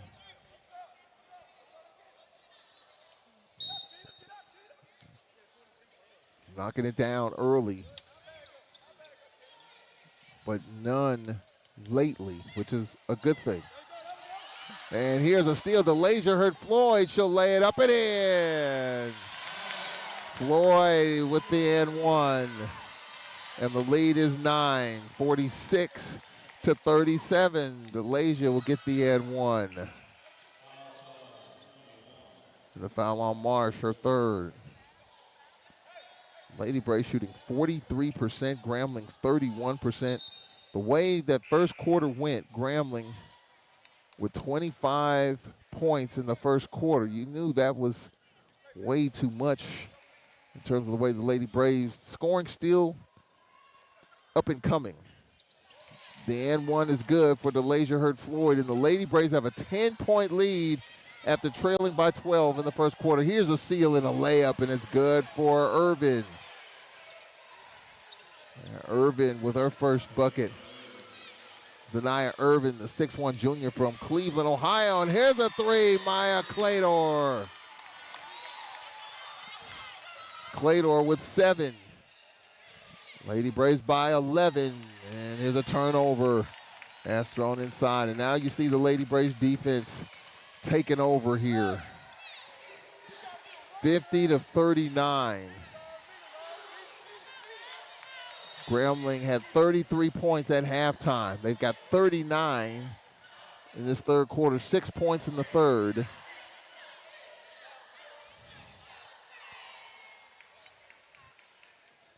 When we talk about quarters, the Lady Braves trailed 33 to 30 at the break. And the Lady Braves have outscored Grambling 20 to 6. In the third quarter. Renee K. Polar in. DeLasia hurt Floyd out to Nelson. Nelson's pass deflected. Got to Cheatham. Skip past Clador.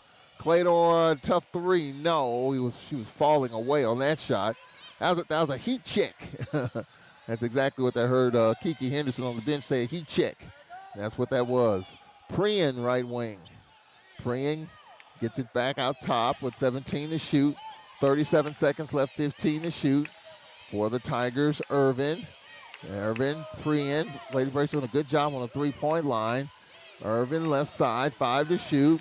For Grambling, Mosley. Mosley spun right into DeLasia, hurt Floyd. Does one-on-one. Floyd in the paint. Floyd gets it out for the Lady Braves. Cheatham with 13 to shoot as a pass deflected and thrown away as Grambling got the basketball and 9.7 to shoot. 9.7 to shoot.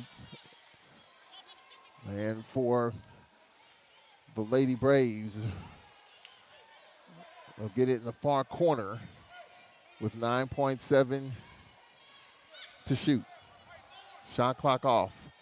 Lady Braves by 11.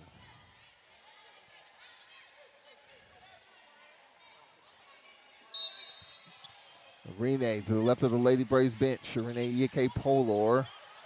Out top, DeLasia hurt Floyd, fronted by Prian. DeLasia fade away, no. And that will do it for the third quarter. So after trailing 33-30 at halftime, the Lady Braves outscore Grambling 20-6 in the third. Fourth quarter coming up after this. 50-39, Lady Braves here on the Braves Sports Network.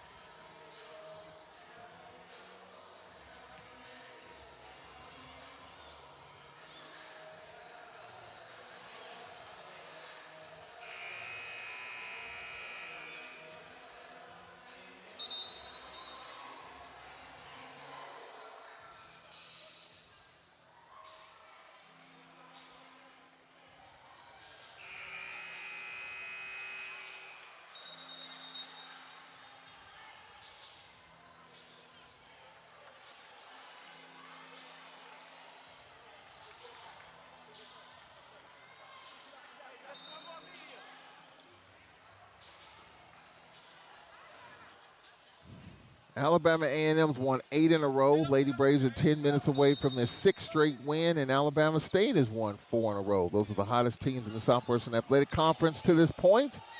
Lady Braves by 11 for Grambling Mosley. Top of the circle, Murray. Murray, right wing, Marsh. Top of the circle, Mosley. On the dump in, Nunn, the pull-up. Got it. Shania Nunn with 9.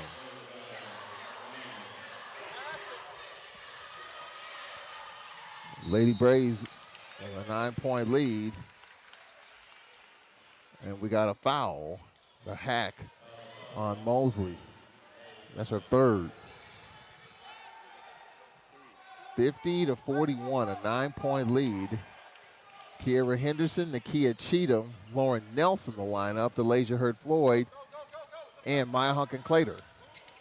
Henderson on the attack. DeLasia Hurt Floyd. Offensive foul called on Henderson. You don't see that very often. That's her first.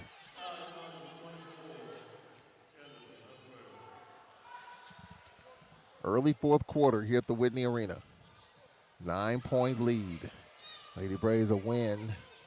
Will be in a tie with Alabama A&M for first place. A half game out at the moment. This game of interest to folks in Huntsville as well as the Jaguar Nation. We won't see Southern until the tournament, perhaps. We won't see Alabama A&M again until the tournament, perhaps. None on the back end, and Lauren Nelson fouled her. Nelson with her second. Nelson's got 3. So free throws coming up for Nunn. Nunn will be the second, or the third Tiger player in double figures. Marsh with 13, Mosley with 11. Free throw is up, and it's no good. Nia Nunn coming in number 4 in the league in scoring at 14.9 a game. Second in the conference on the boards with 8.7 a game.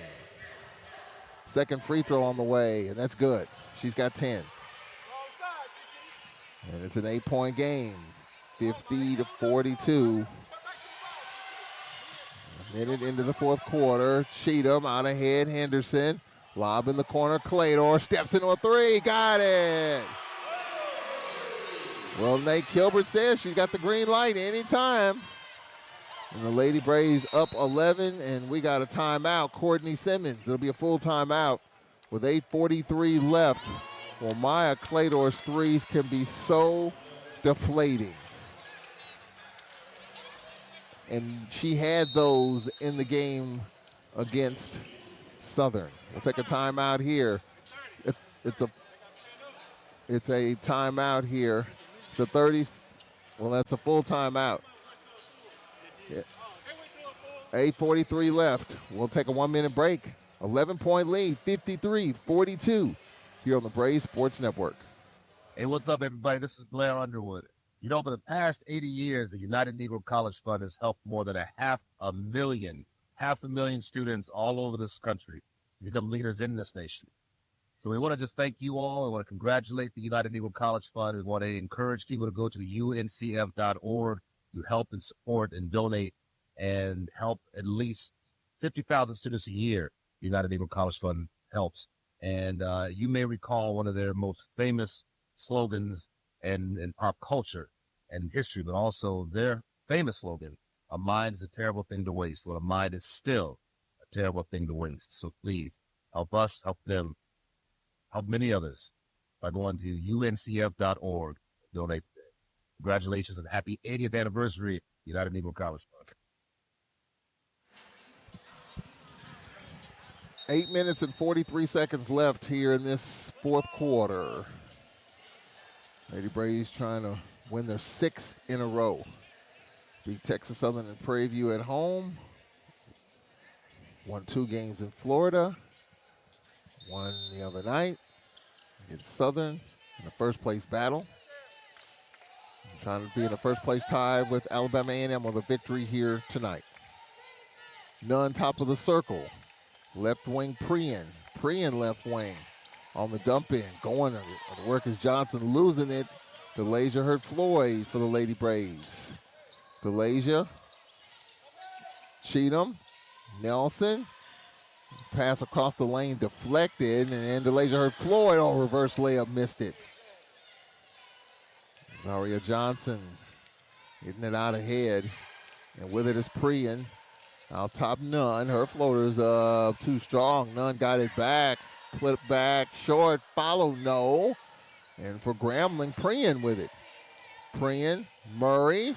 Floater no good by Nunn. And a foul called. Well, 4 offensive rebounds for Grambling. Lauren Nelson with her 4th.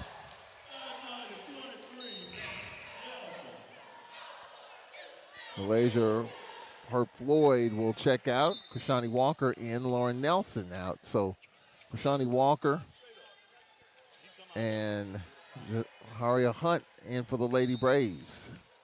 20 to shoot. Lady Braves by 11. And for Grambling, Esco on the handoff, Prian. Now for the Grambling Tigers, Mosley. Mosley, her floater's up good. Count the bucket. Ariana Mosley with 13. Foul call on Krishani Walker. She's got 3. Well, Grambling not going away. It's a 9-point game with 7:40 remaining. Mosley with the N1. She's got 13. Free throw is up, and it's good. She's got 14 for Grambling. 8-point game. 53-45. Desharia Hunt in traffic. We got a clock issue. 7:40 remaining.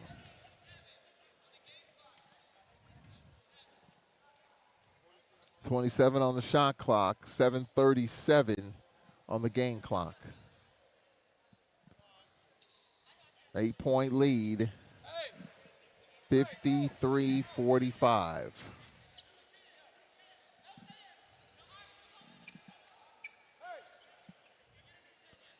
Lady Braves basketball to our right. Kiki Henderson in front of Grambling's bench. Head coach Courtney Simmons. She's done a good job at Grambling. You feel like her team's kind of right on the cusp there. Here's Rashani Walker's pass deflected. And now on the outlet, we got a foul call here as Hunt fouls Mosley. That's the first on Jasharia Hunt. Grambling's pressure. Struggled with it in the first quarter. Now Grambling's going to turn it up here in the fourth. So free throws coming up here. 5 team fouls for Grambling. And the Lady Braves. 5 team fouls for Alcorn, 1 for Grambling. So I'm going to be sending Grambling to the line here. Mosley at the line. She's got 14. Free throw is up. Nope. Too long. She's missed 2 in a row. Francis Anyakudo will check in for the first time. And she'll probably come in for Shani Walker, I would imagine. Second free throw is too long. Walker with the rebound. And Henderson on the outlet. Hunt. Hunt on the attack. Hunt with the floater, too strong. Henderson weak side rebound and the pass thrown away, intended for Cheatham. Grambling's basketball. Francis Anyakudo will in fact check in for Krishani Walker. 7:18 remaining. This one not done yet. Lady Braves have fought hard after being down 12. Led by 11. Grambling's cut it to 8. And the basketball with 20 to shoot. 7:08 left in the fourth. Oh, the pass on right to Sharia Hunt. Went too fast and lost it out of bounds. 18 to shoot. 8-point lead. Marshall check in. Marsh in for Prian. 18 to shoot. 7:05 left here in the fourth. DeLasia Hurt Floyd up.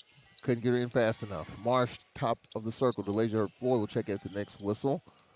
Marsh left wing. Marsh, top of the circle. Johnson. Johnson on the attack. Trying to back down and float over Henderson. No. And the ball stripped. The ball carrying was right to Grambling's Mosley. Her floater, no. And it's a violation. It'll be Lady Braves basketball. Well, Lady Braves with it. Hunt will check out. DeLasia Hurt Floyd in. 6:46 left. 8-point lead, 53-45. Henderson will inbound the basketball as Esco will check out for Grambling. It's a big possession here. 6:46 left, 8-point lead. You feel okay, but you like a bucket right here. DeLasia Hurt Floyd. Francis Anyakudo to Henderson. Henderson out top. DeLasia Hurt Floyd. Cheatham left wing with 15 to shoot. DeLasia Hurt Floyd out top with 10 to shoot. Francis Anyakudo right wing. Anyakudo out top. Henderson. Claytor with 3 to shoot. And now Henderson just puts it up off the window. No. Well, we got off a shot there. And Prian for Grambling on the outlet. Marsh. Marsh foul. Henderson. And Kiki will pick up her second. 6:07 left. Again, you feel okay, but Grambling missed a couple of free throws a moment ago. And Marsh at the line where she's got 13. Her first free throw, no good. That's 3 free throws Grambling has missed in a row. Southern University missed 18 here the other night. Second is up, and that's good. She's got 14, and the lead is 7. 53-46 with 6:07 remaining. Lady Braves, let's see if they can get something here. And they do. And Cheatham going to the rack. She got 16, and the lead is up to 9. 55-46. 5:49 to play. And a foul call. Going to the rack hard was Marsh. Well, she hit the deck hard.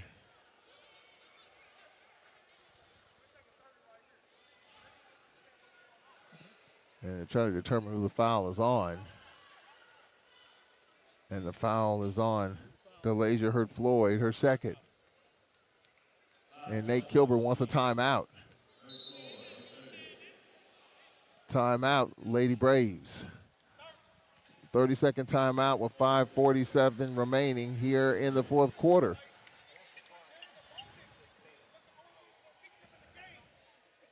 And Elvis Robinson is not happy with the fact that Grambling's in the bonus. And the only way to keep them around in this game is by putting them on the free throw line, which they have missed 3 out of their last 4 free throws. So 5:47 left. Grambling coming in to 62%, 9th in the league in free throw shooting, and they've missed their share, especially here lately. Lead is 9, 55-46. This is one situation where can you play solid defense without fouling? That's what's important at this point. Just be solid defensively. Don't put them on the line. 5:47 remaining. The lead is 9. Monica Marsh with 14 for Grambling. Free throw is up, and it's good. She's 2 in a row. She got 15. 55-47. Second free throw coming up here. And this is good. She's got 16. 55-48 with 5:47 remaining. Francis Anyakudo will have a seat. Big possession here. 7-point lead is with 5:47 remaining. Lady Braves by 7 and a turnover. Nunn. Lob on the baseline. Saving it is Johnson. Johnson gets it inside, and the finger roll is good by Nunn. She has 12, and Grambling has cut it to 5. 5:20 left in the fourth. Rena Ieke Polori in for Alcorn. Rena with DeLasia Hurt-Floyd, Nakia Cheatham, Maya Clador, and Kiera Henderson.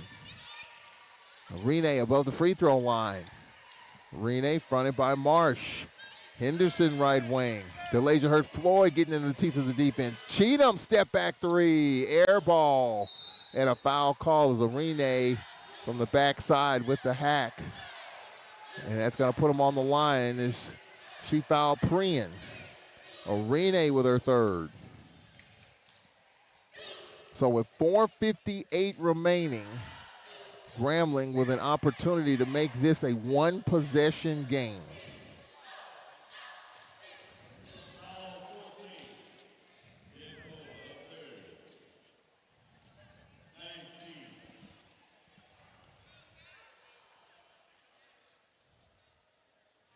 So free throws coming up here. And they're checking on Prian. Apparently she lost the contact. And she'll step to the free throw line for Grambling. 4:58 left. First free throw is up, and it's no good. Well, these missed free throws are helping our cause. Second free throw coming up here, and it's good. Prian makes it a 4-point game, 55-51, 4:55 remaining. See if the Lady Braves, oh no, another turnover. Here comes Mosley, lays it up, she missed it. And the loose ball comes to Mosley. Her scoop shot short. The ball deflected from Nunn to Cheatham. 4-point game, 4:37 remaining. Henderson on the attack. Her floater too strong. Johnson with the rebound. 4.5 left, 4-point game. Marsh, right wing. Marsh fronted by DeLasia Hurt-Floyd, 15 to shoot. Marsh dribbling, spreading the floor. Marsh, a kick ball with 11 to shoot off the foot of DeLasia Hurt-Floyd. 11 to shoot, 4:14 left here in the fourth. The Lady Braves have led by as many as 11, down to 4. Monica Marsh to our right. Marsh, top of the circle, Prian.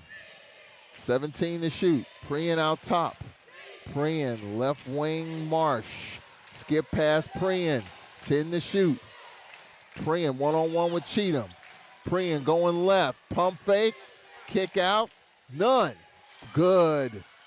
None with 14, and it's a 2-point game.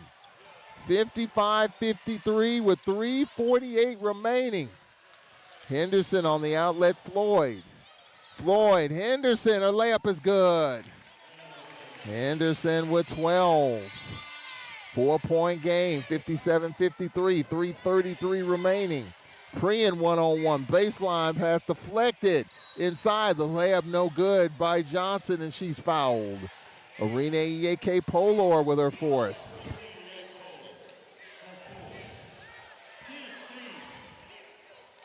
And Johnson at the line.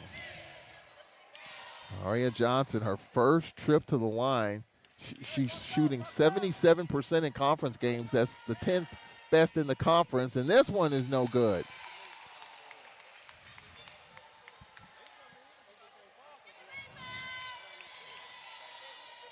Grambling, 9 of 17, 9 of 18. They've missed 9 free throws, and that still makes it a 4-point game. DeLasia Hurt-Floyd, Kira Henderson.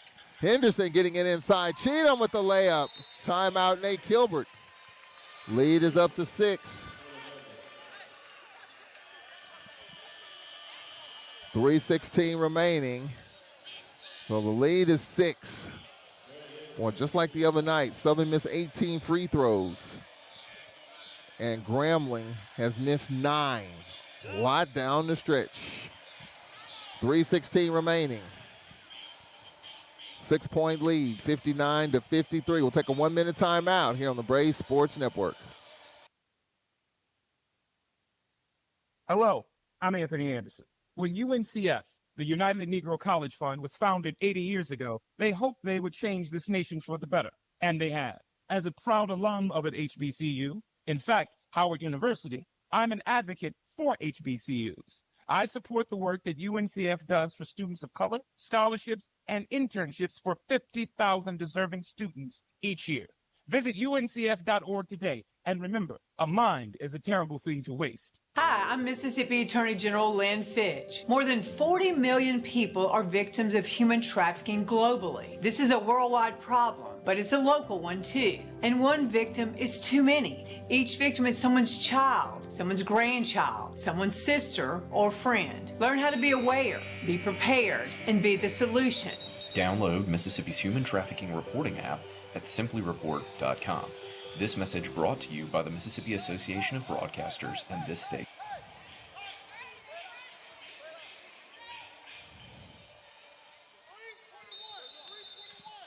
(59-53).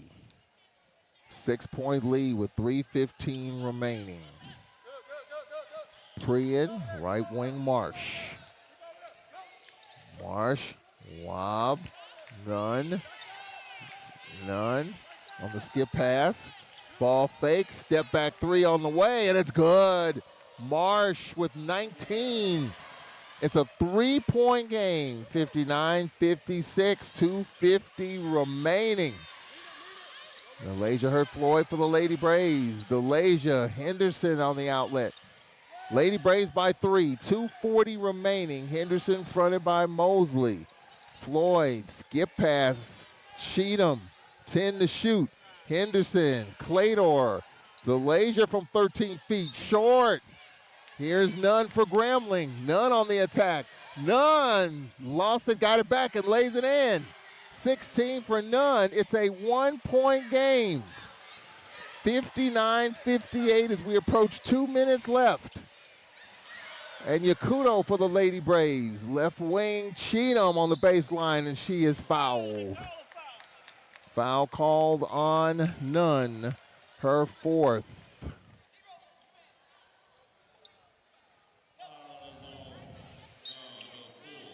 Second team foul.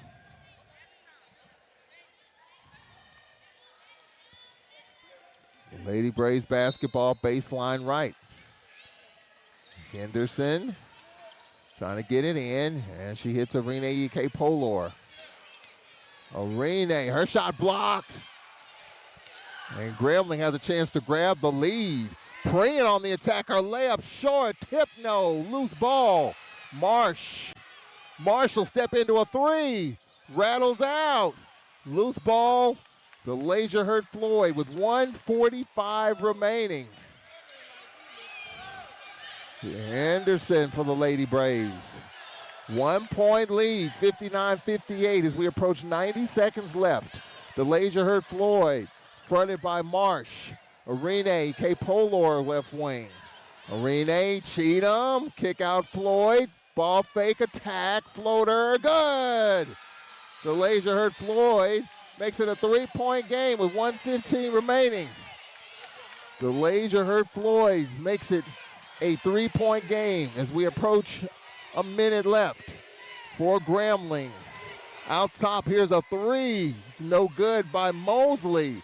DeLasia hurt Floyd for the Lady Braves. Arena on the outlet, a underthrown ball intercepted by Marsh.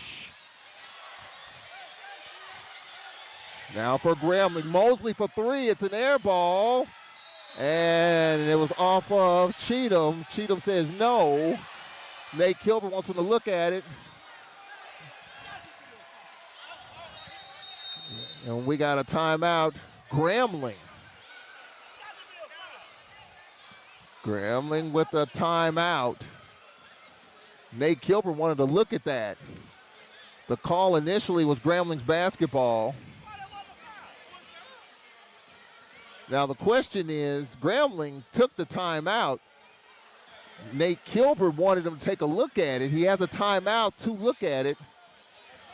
Grambling called the timeout.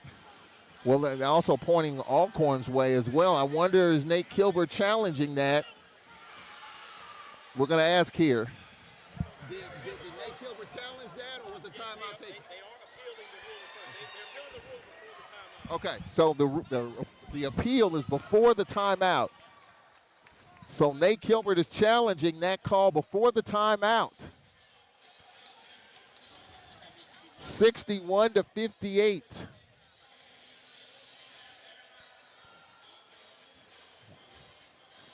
So now they're going to determine whose basketball this is. Man, Grambling has kind of crept around in this game, but that's helped by some free throws. Grambling's missed their share, and just untimely turnovers for the Lady Braves. 61-58. We talked about turnovers the other night. That was an issue. The Lady Braves with 21 turnovers in this game. 46.6 remaining. Lady Braves win this game. They'll be in a first-place tie with Alabama A&M, but they've got some work to do here. A lot of time left in this game. They're taking a look to see, and Nate Kilburt's challenging this call of Grambling's basketball. If he loses this challenge, he's out of timeouts. So they're taking a look at this.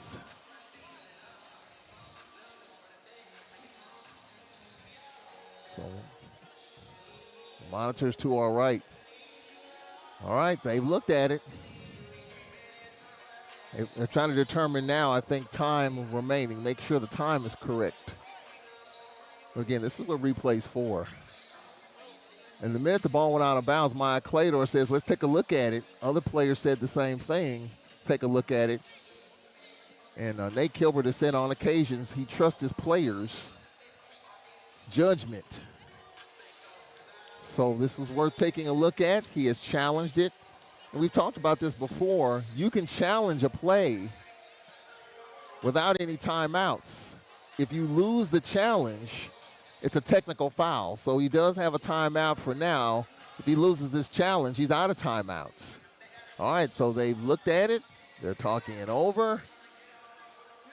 They're trying to determine here, 46.6.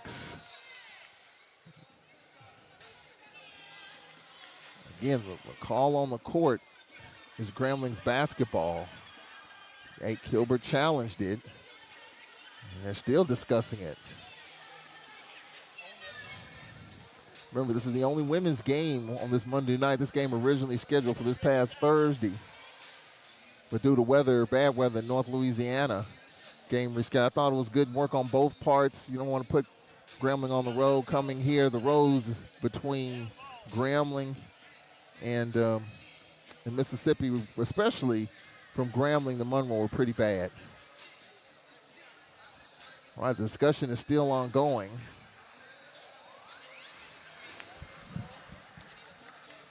Alcorn's ball.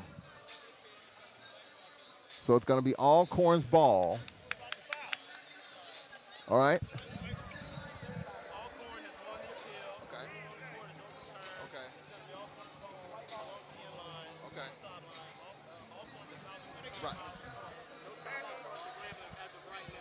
Okay. All right, so Nate Kilbert won the appeal. They overturned the call. Lady Braves basketball, 46.6 remaining. I think he may be 3-0. He talked about it last week.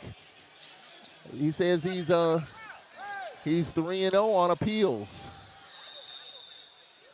All right, Lady Braves basketball, 46.6 remaining and a 3-point lead. Henderson gets it to Hunt. Hunt out ahead, Maya Claytor. 41 seconds left. One possession lead. Lady Braves use clock, get something out of this here. Henderson or Nelson with 28 seconds left, 10 to shoot. Henderson top of the circle, crowded by Marsh. Henderson on the elbow, Jasharia Hunt on the attack. Hunt with the floater, air ball. And the loose ball, Grambling with 15 seconds left. The Tigers can tie this game. Courtney Simmons says timeout. 9.7 remaining. Got to take a three here.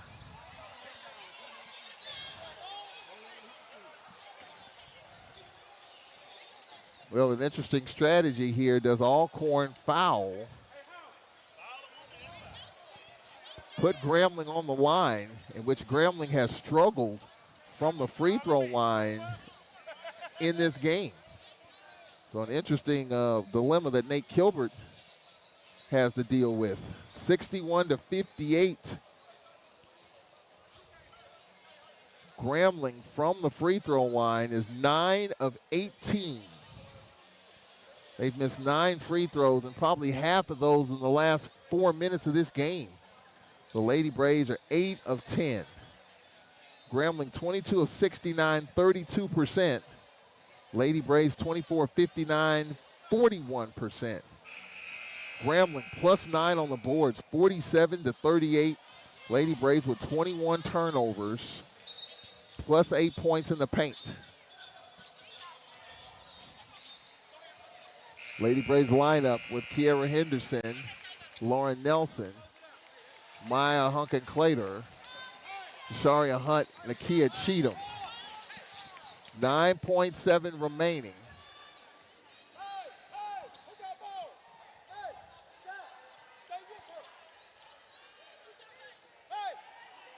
.7 remaining. Grambling with the basketball.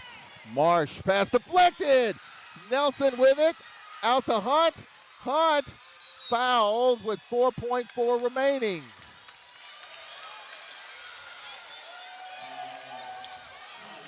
And the foul called on Murray, her fourth. So with 4.4 remaining, Lady Braves want to inbound the basketball. And the Lady Braves will take a timeout. 4.4 remaining. The 30-second timeout. Well, the Lady Braves defense causing a turnover. You know, you just wonder what the strategy would have been.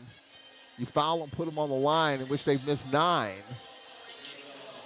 I guess we'll never know. Well, I guess we will know. We'll ask Nate Kilbert about that strategy.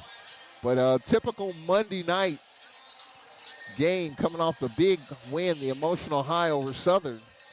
Grambling's pressure, and again, Nate Kilbert talked about it in the pregame, how from a pressure standpoint, Grambling's pressure is a little more intense than what the Lady Braves dealt with against Southern University.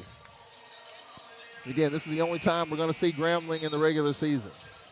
Next year, we'll go to Grambling in Baton Rouge. All right, 4.4 remaining.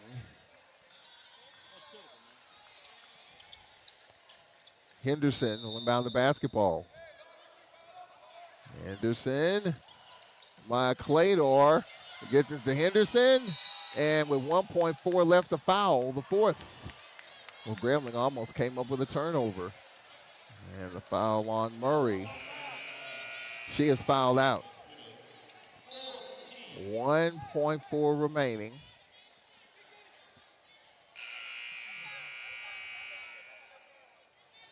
And so Grambling will make a substitution. Esco in. 1.4 remaining. Lady Braves can just throw it in the backcourt. Nate Kilbert pointing. And they're not going to foul. Lady Braves win. 61-58. Lady Braves hang on. Get it done. And win their 6th in a row. And a tie with Alabama A&M with an 8-1 mark. And Grambling falls to 3-5. Good ball game. Lady Braves trailed by 12 early, led by 11, and had to hang on. 61-58. ASU. It's off to Valley on Thursday night at the Harrison Complex. We'll take a break here. 2-minute timeout. Lisa Powell will join us at the half of the men's game with the Lady Braves postgame. This has been Lady Braves basketball.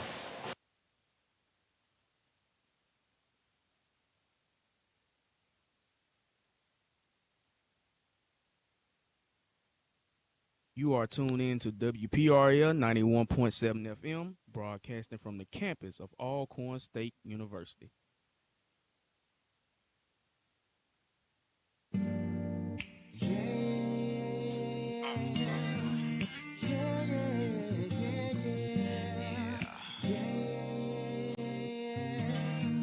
Listen, I met a girl one day, let me tell you how the story goes.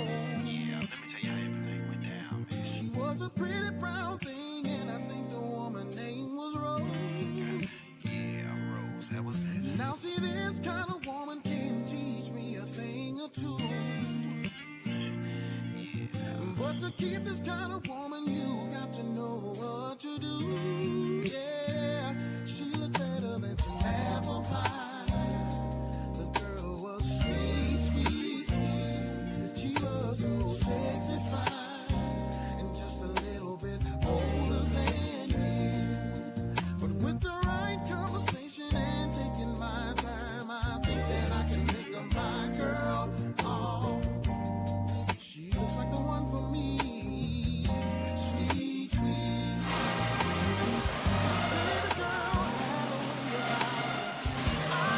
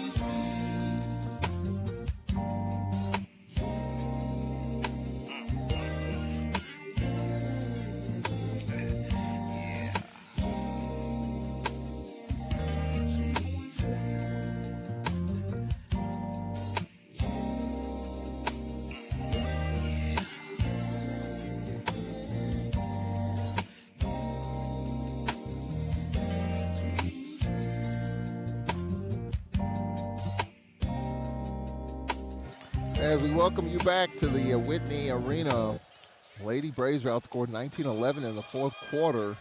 Lady Braves trailed by as many as 12 in the first half, led by as many as 11, and that was with 1:16 left in the third quarter. Lady Braves hung on. Grambling's pressure really was bothersome to the Lady Braves. Lady Braves with 21 turnovers, and that led to 20 Grambling points. Lady Braves get it done, 61-58. Lady Braves in this game, 24 of 60, 40%, 5 triples, 8 of 10 from the free throw line, 38 rebounds, 21 turnovers, 16 assists, and 12 steals. Nakia Cheatham with 18 and 11, followed by Kiera Henderson. Didn't know if she would play tonight. Ankle sprain. Gave it a go. Played 31 minutes, 12 points, and 7 rebounds. 10 points for Maya Clador, followed by Lauren Nelson with 7, Jasharia Hunt with 7, 5 for DeLasia Hurd-Floyd, a couple for Renee Iyeke Polor for the Lady Braves. For Grambling, 22 of 69, 31%, 5 triples, 9 of 18 from the free throw line, 48 boards, 19 turnovers, 16 assists, and 12 steals. 3 of the 4 starters were in double figures, led by Monica Marsh with 19, Shania Nunn with 16, Ariana Mosley with 14 for the Tigers. Points in the paint, plus 8 for the Lady Braves, 19-8 off the bench. Fast break points, plus 2. We had 3 ties and 4 lead changes in this game. So the Lady Braves getting it done. Their 6th straight win, and now they're 8-1, tied with Alabama A&M for first place. Southern 7-2, and for Grambling they fall to 3-5, and a tie with Valley for 9th place. Remember, all teams will be in the tournament. Top seeds will get a double bye. So for the Lady Braves, they keep things intact. As now we head to Valley on Thursday at the Harrison Complex, a place that's been tough to win for the Lady Braves, and on the Pine Bluff at UAPB 4-5. They're in the middle of the conference race as well. So 2 tough road games coming up for the Lady Braves. We'll step aside here. When we come back in about 10 minutes, Jake Morton in the pregame show as the men coming off a tough win over Southern University. And the men right now 3-5 and a tie for 10th place. Grambling, they are 3-3, and they are in 6th place at the moment. First year head coach Patrick Carey. We'll be talking to Lisa Duck Powell at halftime about this Lady Braves victory. Hope you stay tuned for that. We'll step aside, 10 minutes away. Pre-game, Jake Morton on the way. Final score 61-58. Lady Braves, they remain hot. We'll see you in about 10 minutes here on the Braves Sports Network.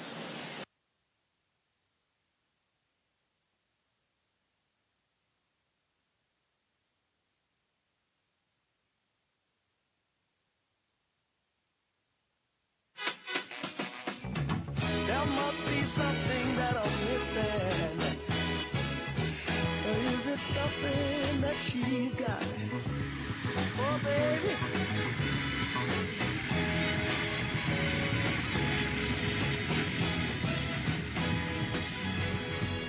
Ladies and gentlemen, while landing at Chicago's O'Hare Airport, please fasten your seatbelts and observe the no smoking signal until you're well inside the terminal. Thank you.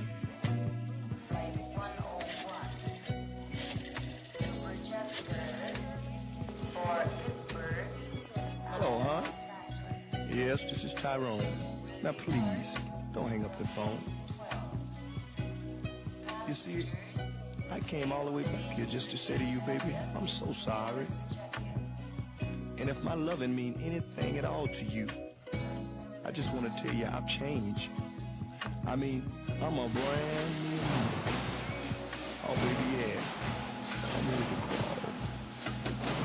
You see, I don't know what it is you got, but whatever it is, without it, I'm a lonely man. You see, baby, ever since I've been away, I had a lot of time to think. A a lot of time to reminisce about all the good things about you. Oh yeah, I had a date or two, but what do that mean? You know, they could never take the place of you. And you see, baby, what I was trying to find, I had it in you all the time. Well, baby, listen, I'm gonna say goodbye, but not for long. Just for the time it'll take a cab to get me home.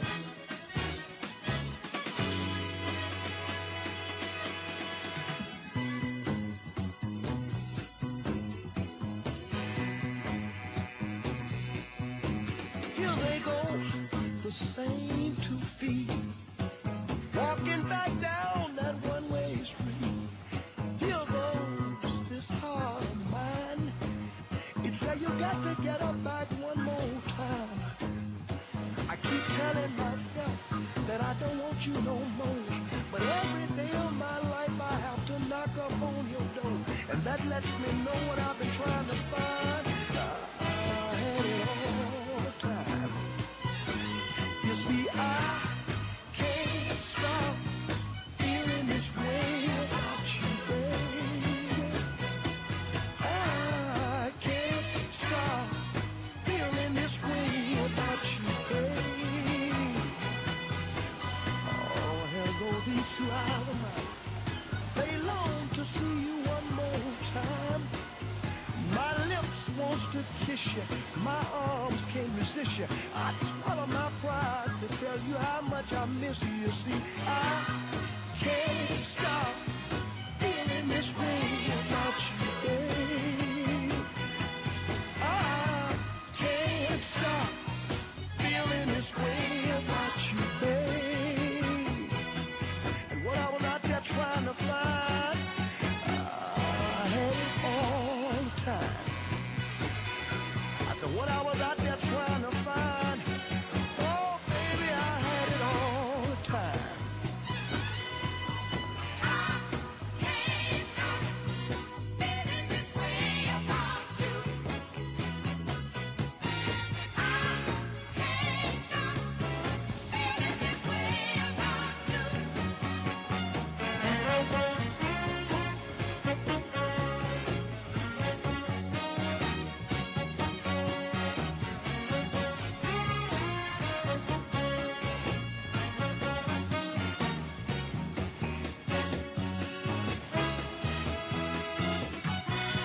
Oh, I went out on other dates, and I found that I made a mistake.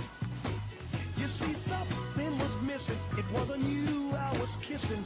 While in another's arms, I found myself reminiscing. And that let me know what I was trying to find. I had it all the time. I said, that let me know what I've been trying to find. Oh, baby, I had it all the time. You see, I can't stop feeling this way about you, baby. I can't stop feeling this way about you, baby. Girl, I'm coming on home. I got to see you one more time, baby. I'm coming. I'm coming. Oh, baby. I got to have you.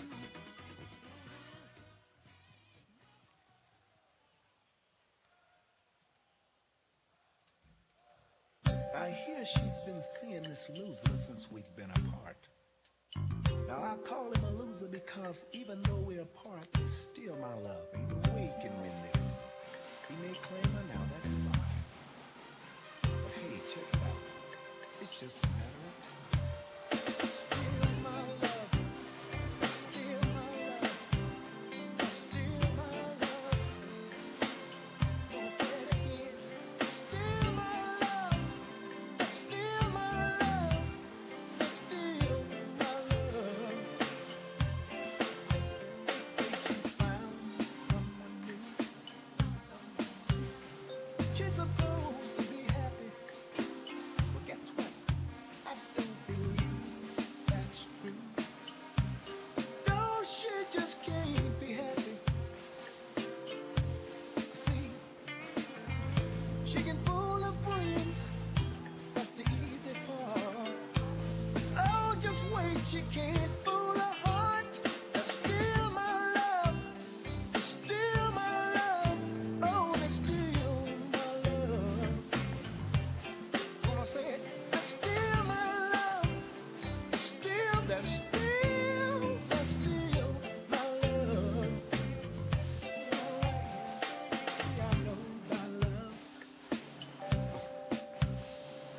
just wanna say, it ain't a faucet. You can't turn it off when you want to. Love don't work that way, no. For eyes that weep, there's a heart that yearns. The girl's been crying and soon you'll learn. There's still my love. There's still my love. Oh, there's still my love. I'll say it again. There's still my love. There's still my love. All right, listen. She comes by here when she wants. All right, we've got a minute and a half.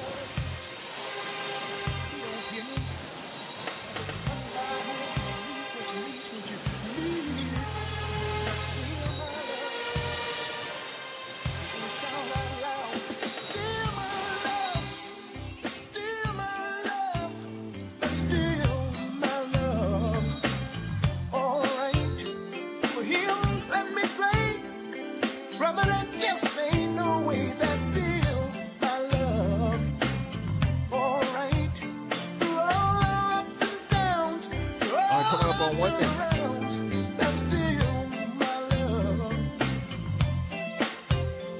Oh, baby, if you're out there, baby, you know you're still my love. All right.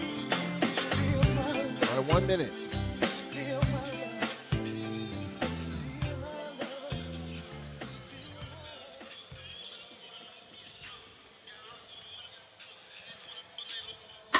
50 seconds.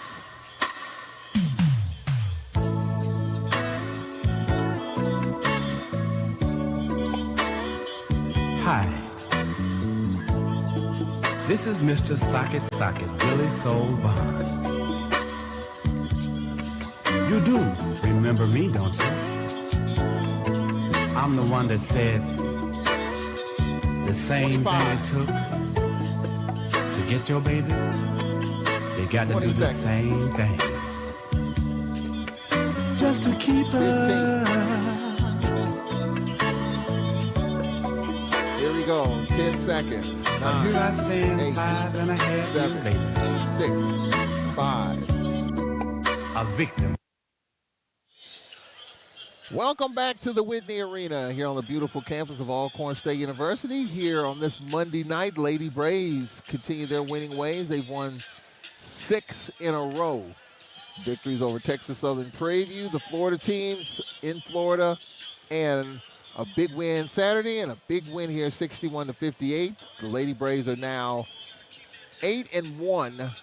They are in a tie for first place with Alabama A&M. Lady Braves hit the road as they go to Valley Thursday in Pine Bluff. Alabama A&M will head to Southern and Grambling. Should be interesting, so some scoreboard watching to do.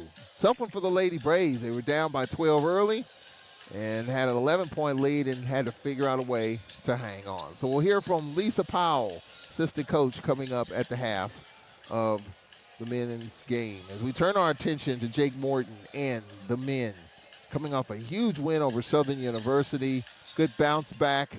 And the status of Amari Hamilton, he went down late in the game against Southern University.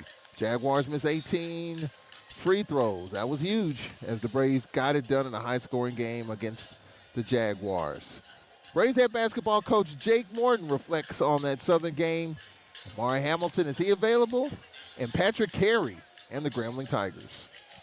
The Whitney Arena on this Monday night. Glad you can join us for Alcorn State Braves basketball, fresh off 2 wins, Lady Braves and the men. 2 exciting games in the men. Wow. Doesn't get any better than that. Some close games, and I understand now why Jake Morton does not have hair. Because these type of games will cause you to lose a lot of stuff, including hair, patience, and all that real quick. But the Braves have found a way to grind out some of these games. The last 3 home games have come down to the final 30 seconds. Yeah. And a big win over Southern University. But that was Saturday night. Yep. Monday night is another night. Yep. So some things to talk about, obviously. Amari Hamilton went down in that Southern game, and Jake Morton, as we bring you in here, give us an update just minutes before tip-off. I'm hoping he's going to play. He's warming up. He's getting loose. He got loose today early this morning. So the hope is he's going to play. He's fine. There's no indication that he wouldn't play. So we expect him to be into his, what he's been giving us for the last 5 or 6 games. Some great energy off the bench. So game time decision, but the anticipation is that not serious enough to keep him out. Correct. What has he meant? I mean, you look at 2 players, well, 3 players that were on last year's roster that have made significant contributions. Davion Williams hit a floater against Prairie View to win that game, and then Tyson McDaniels with a dunk. We had 2 free throws to beat Southern University. Amari Hamilton has stepped up. Those 3 collectively coming back and buying into what you're teaching and selling. How has that been? It's been great. I mean, I think all 3 of those young men have been amazing in terms of just buying into what we're trying to do. It's been totally different than what they've done in the past, and they've been nothing but, listening, focusing in, and paying attention to try to do what's needed of them to be successful on this team. Has that always been throughout your coaching career an easy thing? Is it just a year-by-year, player-by-player situation when you're at Florida State as an assistant, you bring in new players? The buy-in, I assume it's not always easy. It's extremely hard. I mean, easy is an understatement. It's hard, and that's why you have to take your hat to those 3 young men, because they've shown tremendous buy-in to this point. I mean, they've kind of humbled themselves and just said, "Look, Coach, we're ready to learn and be taught, and going to figure out how you want to do it, and we're ready to do it how you want to do it." And that's just kind of been their mantra since July when we got working. So they've been 3 great young men, 3 great additions. I'm so happy they decided to stay. It's been a pleasure to coach all 3 of them, and we got a lot more basketball to be played. Why is it so hard? You said it's hard for the buy-in. Why is it hard? I just think kids, and I was talking to a coach yesterday about the kids of this era. I just think kids of this era just want it their way. And obviously, when you bring a new coach and things are going to be a little different. There's no 2 people alike, no 2 coaches alike, no 2 systems exactly alike. So there's going to be difference and changes, and people struggle with change. And I think, when you're going through that scenario of change, I think people struggle. But I think these 3 guys have really, really humbled themselves and bought in. And we've gotten great production, all 3 of them at different times of the year. Well, speaking of buying in, one of the storylines going into the Southern game, and in my opinion, Coach, you can agree or disagree, every team, regardless of its high school, college, pro, hits a wall where there's a come-to-Jesus meeting, whether it's players only, coaches and players, coaches, whatever. There's a come-to-Jesus moment in just about every team because it's so hard to win. Yeah. And you had that. You Yeah. had that last Yeah. week. Yeah. And the team responded. Were you worried about how the team would respond coming out of that? Well, you're always going to worry about it, obviously. I mean, when you have to have the come to Jesus meeting, it means, you're drawing that line in the sand. You're at a moment in time where it's really pivotal. Yeah. It's crucial. So you're always worried about, is it going to go the right way? But these guys came together. They banded together. We did have I'm going to say they had a all-team, all-players meeting, no coaches, no managers, no one but the guys that play on the team. And they met, have no idea what they talked about. They met for about 20 minutes. Do you even care? I really don't. Yeah. I really don't. I mean, I just know they came out there. When I walked in that locker room, their eyes were locked on me, and they were focused and paying attention to what we had to pay attention to get ready for that Southern game. What caused you to what caused that to happen? Coming out the Florida swing, was it still just a bad taste in this team's mouth coming out of Daytona? We were down 23, cut it to 8, had a chance there to make it even better for us. Was it just a bunch of things that just happened in which it had to be addressed, had to get it off people's chest, had to get it off your chest? Was it just at that period of time? It was, and it had, obviously the games caused that. Those 2 losses caused that, but actually it was more than even that. I mean, we got back home, and I think we talked about, well, actually we didn't talk this week, but we talked about it as a staff. We had 2 really bad practices. So my concern was like that lag was just taking too long. I wanted them just to flush those 2 losses, and we didn't. I mean, we just didn't. We came back. We worked on Wednesday, which is our work day. It was not a great day. We came back on Thursday, and it was a come-to-Jesus meeting for me as a coach with these guys on Thursday. And they decided, we had, I don't know who called it, but one of the leaders of the team called a all-team, all-players meeting, and they talked. They got it. I have no idea what they talked about. It was never brought to my attention what they talked about. So, but whatever it was, they got it together, and we played really well on Saturday night. And that was an exciting win over a really good Southern team. It was back and forth. That game had a lot of intensity to it. Yeah. And we responded with a couple of big free throws and then Tyson's dunk. It was a good way for us to respond because Southern kept coming. No, Southern's a tough team, man. They're well coached. I mean, it's a team with a lot of culture, a lot of tradition. They won the league last year, am I right? Yeah. The regular season, yeah. Yep. So this is a team that knows how to win. Their key players were back off that team that won last year. This was a really, really good win for our program to beat that team. That team is a good basketball team. Well, the one thing that it is showing, Coach, is that the resiliency of this team. I mean, Jackson State 17 down, Alabama State, we were there midway through. A&M game, we won it in the final seconds.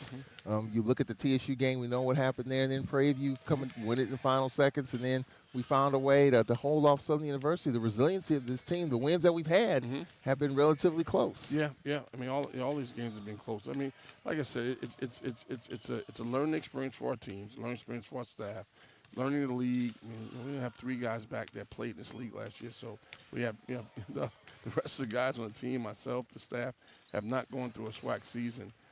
So we're learning the level of intensity it takes to win at this level. I will tell the fans out there a little story.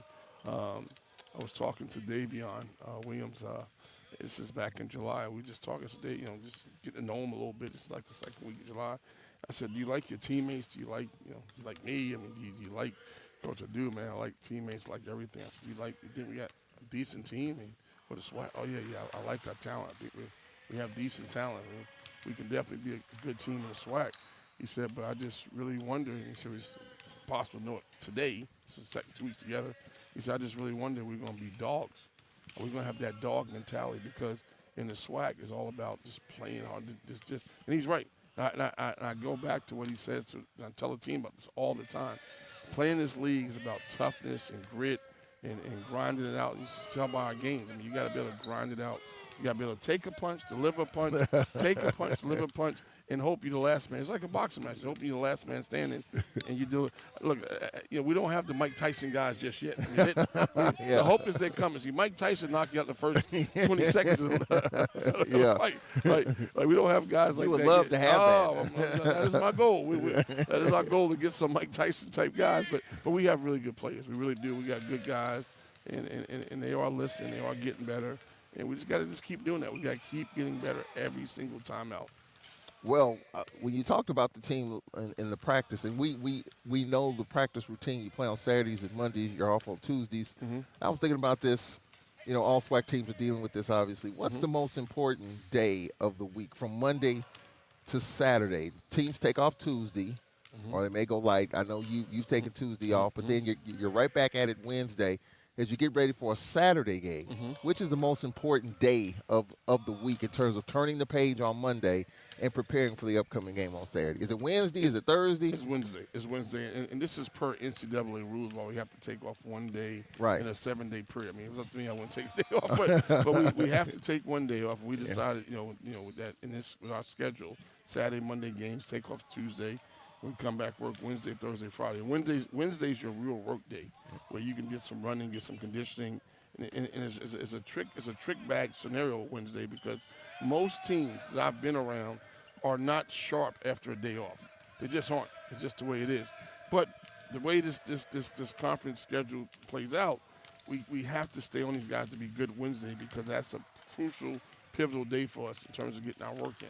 And it's a work day, and we really focus on ourselves put more emphasis on ourselves on Wednesday and cleaning stuff up from the 2 games prior. So it's a longer practice day. It's a work day. It's a very, very important day in the grand scheme of that week schedule, Wednesday. Interesting. We're talking with Braves head coach Jake Morton. All right, Coach, let's turn our attention to Grambling State University. The storyline in the offseason, Dante Jackson, who was a very successful coach at Grambling, leaves to go to Alabama A&M. They're looking for a coach. They hired Patrick Carey, who was very successful in a 1-year stint at FAMU. So Patrick Carey, really good coach. And you look at Grambling. Jackson was playing pretty well. Won in Tallahassee. Come home and Grambling gets him 69-66. What concerns you about this Grambling team? They're good. I mean, you had a chance to watch them.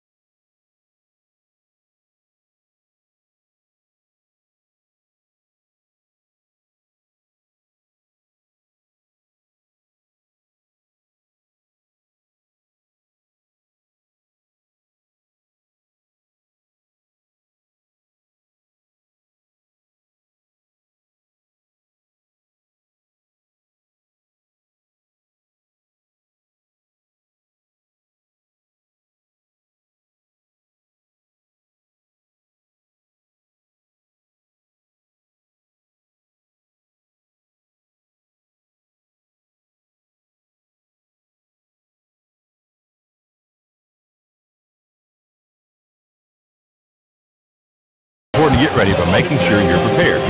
This year's ballot features congressional offices, judicial seats, and some local races. Mississippi's federal primary election will be held on Tuesday, March 10th. For voting information, absentee voting procedures, and all things elections, Mike, call 1 the 2 election 1 2. hotline or visit the My Election Day portal on y'allvote.ms. Let's get ready to vote, Mississippi. Sponsored by the Mississippi Secretary of State, Mississippi Association of Broadcasters, and this station.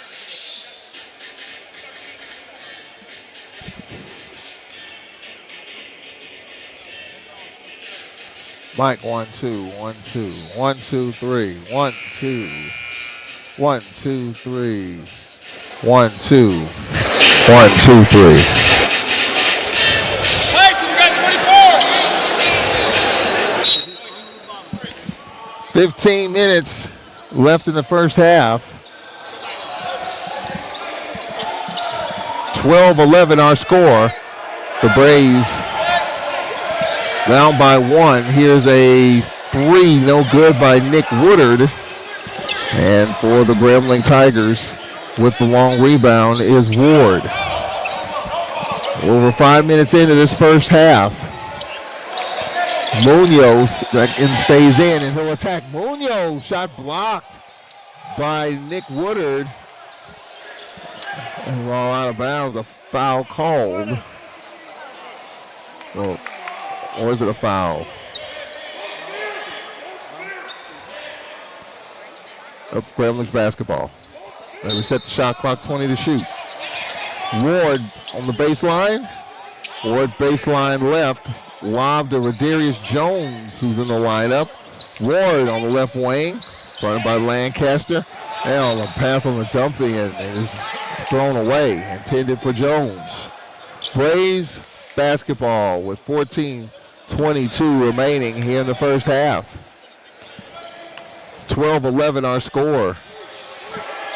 Grambling by 1.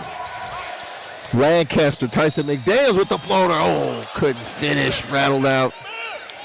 Foul call on Jones.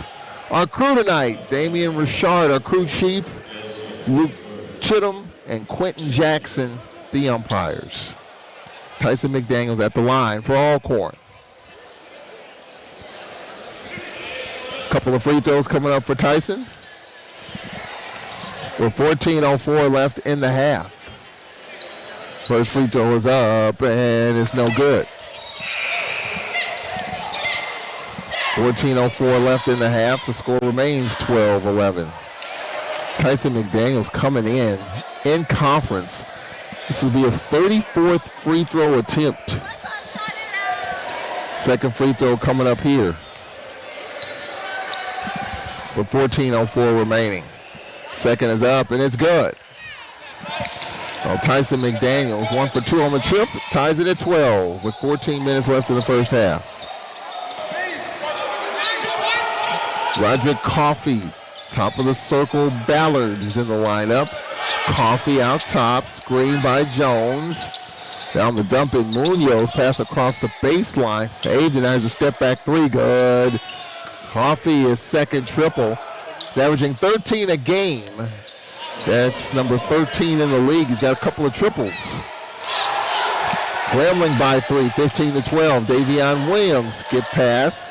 Morris off the screen, McDaniels. Morris going downhill. Here's Tyson McDaniels tied up. Jump stop tied up by Jones. Braves will keep it. 13 to shoot. 13:23 left in the half. We'll update the scoreboard as we roll along. Williams, lob Amari Hamilton. Good to see Amari out. He had his calf iced walking off the court the other night as he went down. 6 to shoot. Morris one-on-one with Munoz to spin. The step back, no. Rebound Jones. Jones to Coffey. Coffey out top. Roger Coffey the third. On the handoff. Handoff Ward. Coffey left wing. Coffey on the dump in. Couple of pump fakes. Shot blocked by Tyson McDaniels as he blocked Jones' shot. Now here's Lancaster on the attack. Here's a 3. Williams, no. Weak side rebound Munoz with 12:43 left in the half. Munoz, Coffey, right wing. Coffee, right side, Ballard. Out top, Ward. 18 to shoot for the Tigers. Jones, Ward. Coffee left wing, jab, step. Back to the bucket, trying to back down. Kick out Ward. His three is up, way off. And we caught a little iron. Loose ball, Davion Williams. 3-on-1. Williams gets it back and puts it up. No. And he's fouled. Foul called on Coffee, his first.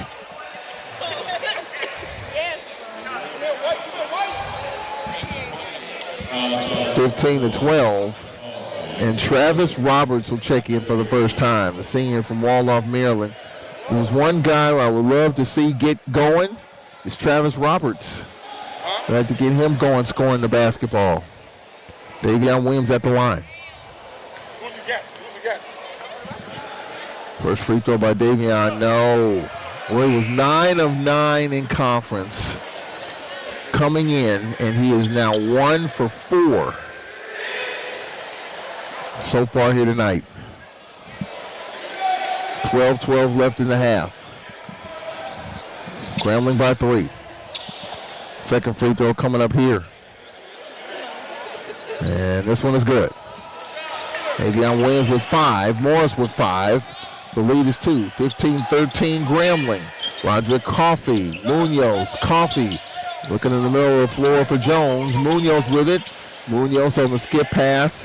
Ricky Ballard. Ballard had 15 versus Jackson State. Game in which the Tigers won 69-66 over Jackson State. Jackson's trailing at the moment. Skip pass, pull up 3, good in the corner. Ruby for 3 at 11 versus Jackson State. 18-13, Tigers by 5. Williams top of the circle. On the handoff, Travis Roberts. Skip past Williams, trying to get in the teeth of the defense, can't. Maury Hamilton one-on-one with Ballard. Now here's Roberts for 3. Yeah! Travis Roberts for 3. We would love to see Travis Roberts get it going. We needed that basket. 2-point game. With 11-13 left, we got a timeout coming.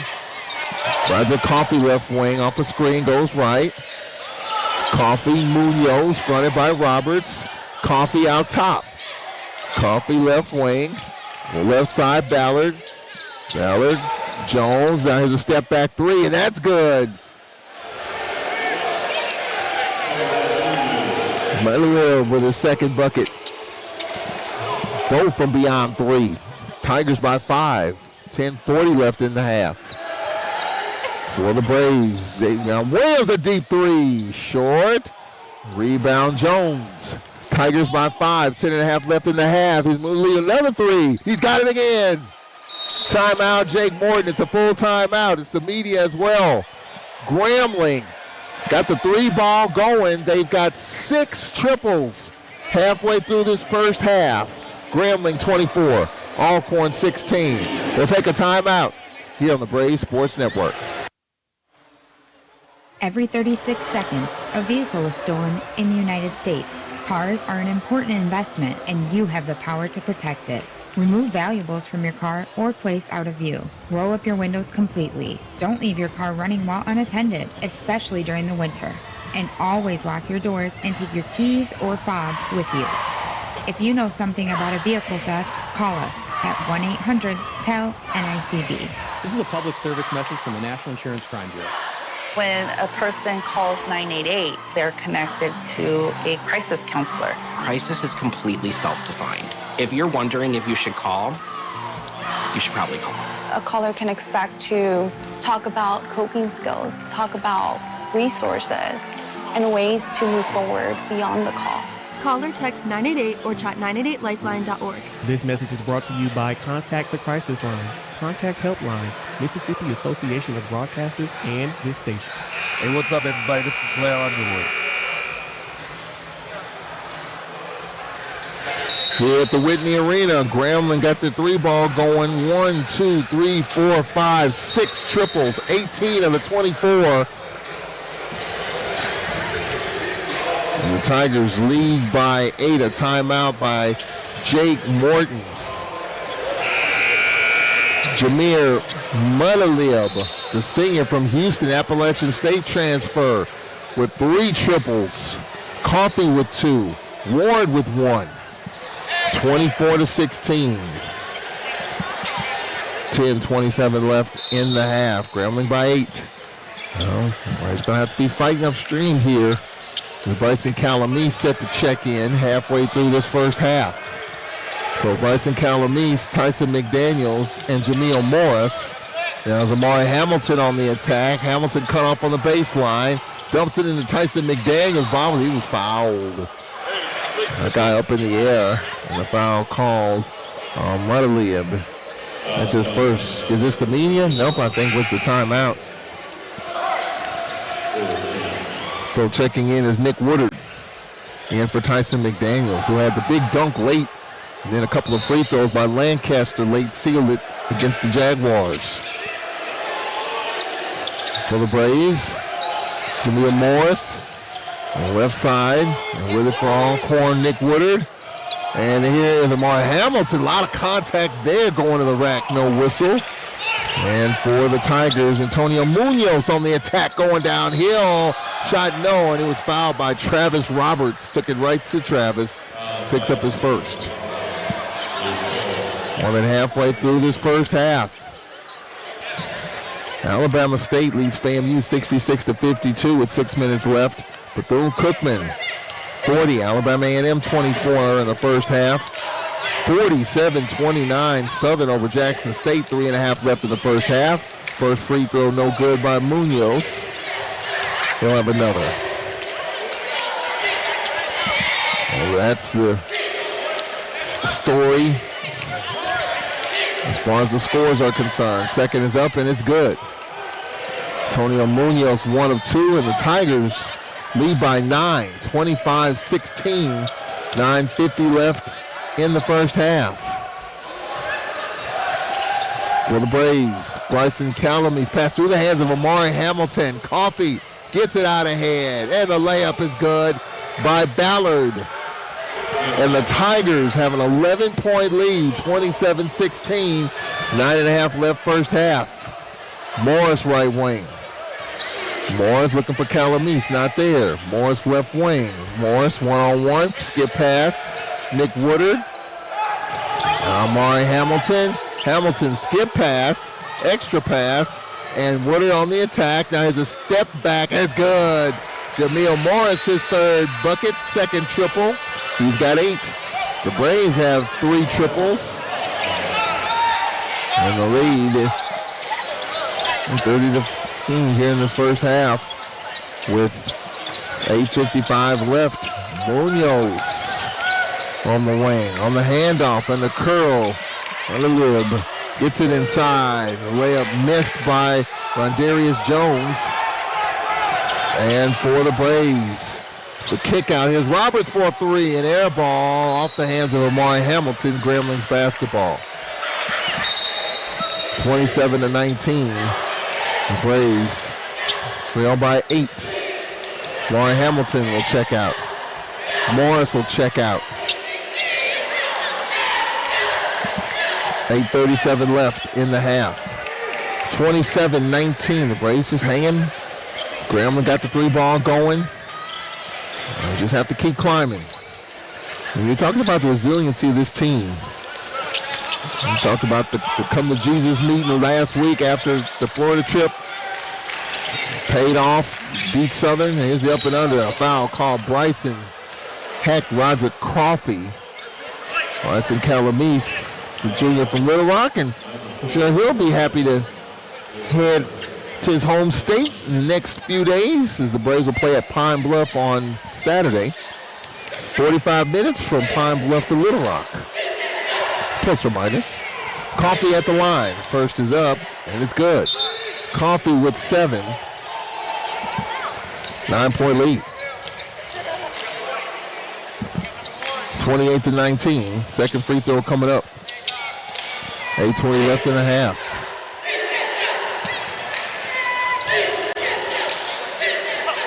Second is on the way, and that's too long. Rebound Lancaster. Lancaster to Morris. Gets it up quickly in the half court. Morris off the screen goes right, has the top of the circle. Calamise off a screen. And here's Willard for 3. No. McDaniels with the rebound on the spin, had it knocked away. Whitlib with it. Now on the outlet, Coffee. Skip past Ward. Ward left wing. They spread the floor. Ward on the skip past Ballard. Ballard top of the circle. Ballard bounce past Jones. On the give and go. There's a pull-up 3 out top. Too long by Franklin. The rebound, Grambling. Ballard hits 3. No. McDaniels with the rebound. Outlet Morris with 7.5 left first half. Morris left wing. Morris on 1, dribble drive, baseline on the kickoff. And going across the lane. Lancaster's floater rimmed out. Rebound, Franklin. 7:15 left. Grambling by 9, 28-19. This Grambling team beat USM at home early in the season.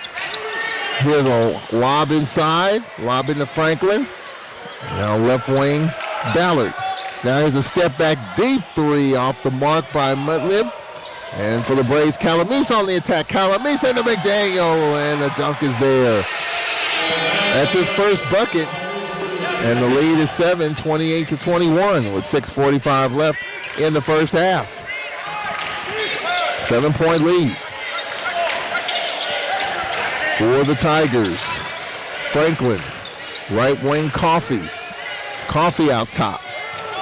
Coffee on a switch. Going to the rack is Ward. Shot over the rim, nothing there.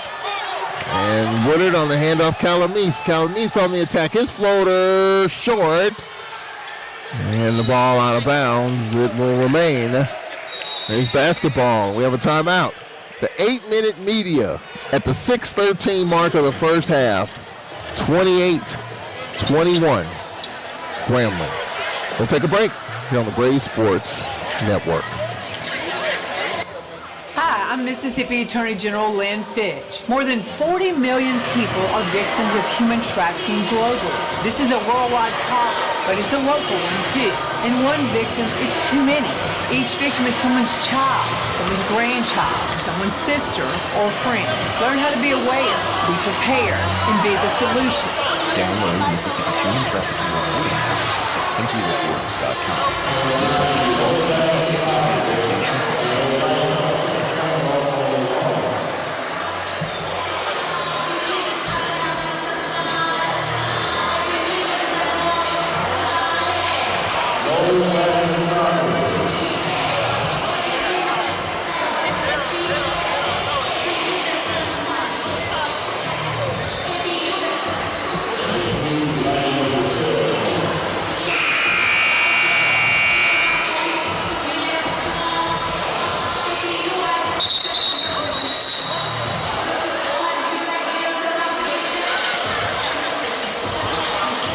Grambling coming in 3-3 in conference.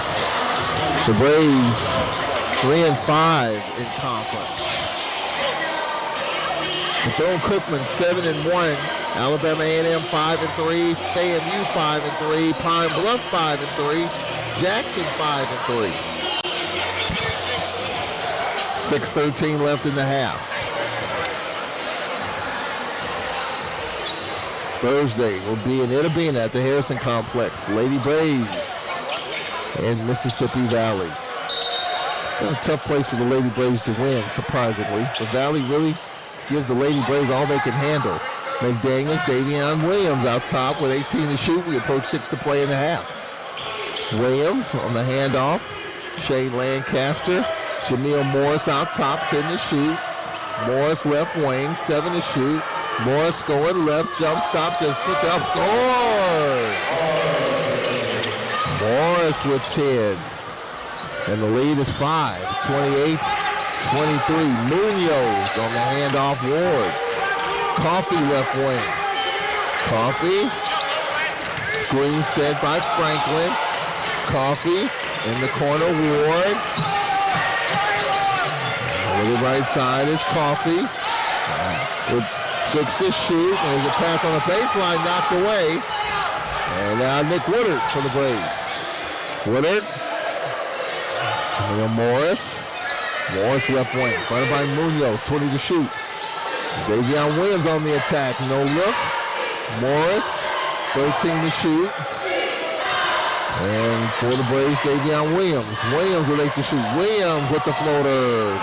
Off the mark. Caught on glass. And for the Tigers, Roderick Coffey. Coffey. Two screens goes right. Munoz, left wing Ward. Ward skip past Coffey. Fronted by Williams. 15 to shoot. Coffey on the attack. His floater, no. And he drew the contact. Davion Williams is first.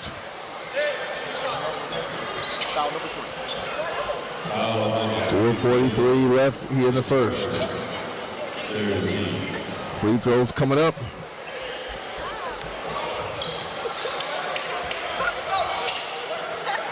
Antonio Munoz. Roger Coffey at the line.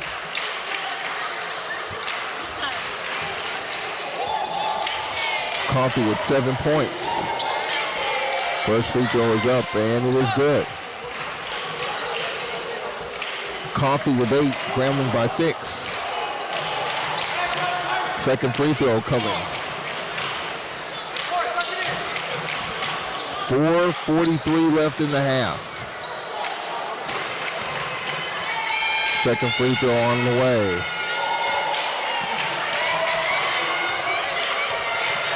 And this one is good.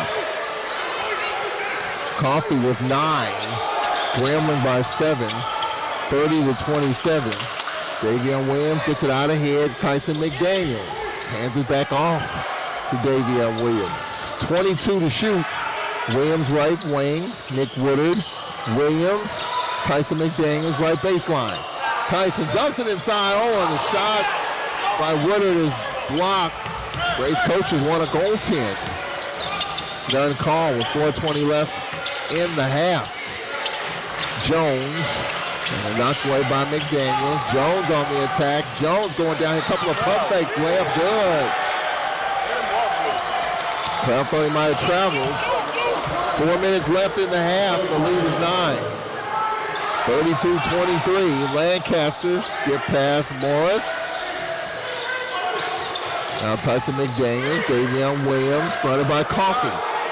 Tyson double running at him for a moment. Now Tyson curling left. Across the lane. Williams left wing. 6 to shoot. Williams kicks it back. Woodard. His floater off the mark. Rebound Jones took it away from Woodard. 3.5 left in the half. For the Tigers. Jones. Jones out top. Jones far wing. Coffey deep 3. Good. Roderick Coffey from deep downtown. His third triple. He's got 12. Grambling by 12. 3:08 left. Jameel Morris double briefly. Now Tyson on the elbow. Shot is short. Coffey with the rebound. 2:55 left in the half. Coffey off a screen. He checked for 3. No. And rebound Davion Williams.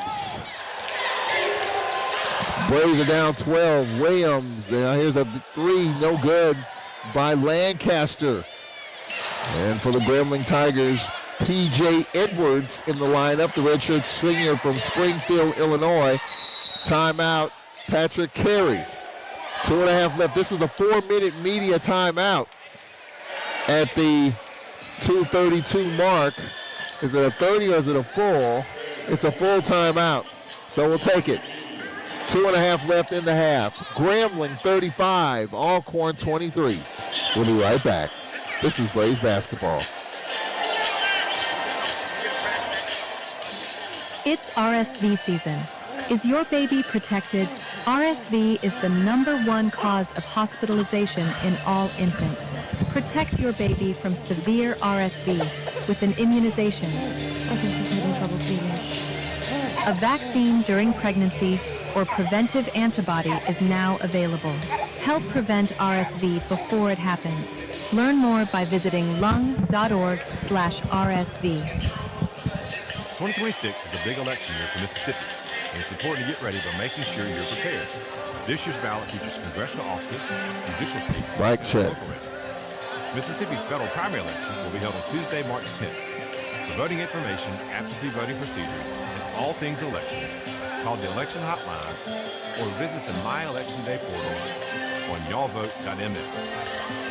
Get ready to vote, Mississippi. Sponsored by the Mississippi Secretary of State, Mississippi Association of Broadcasters, and this station.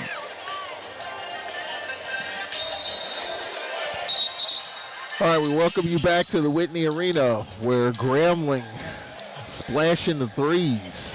Roderick Coffey, the hot hand with 12 for Grambling.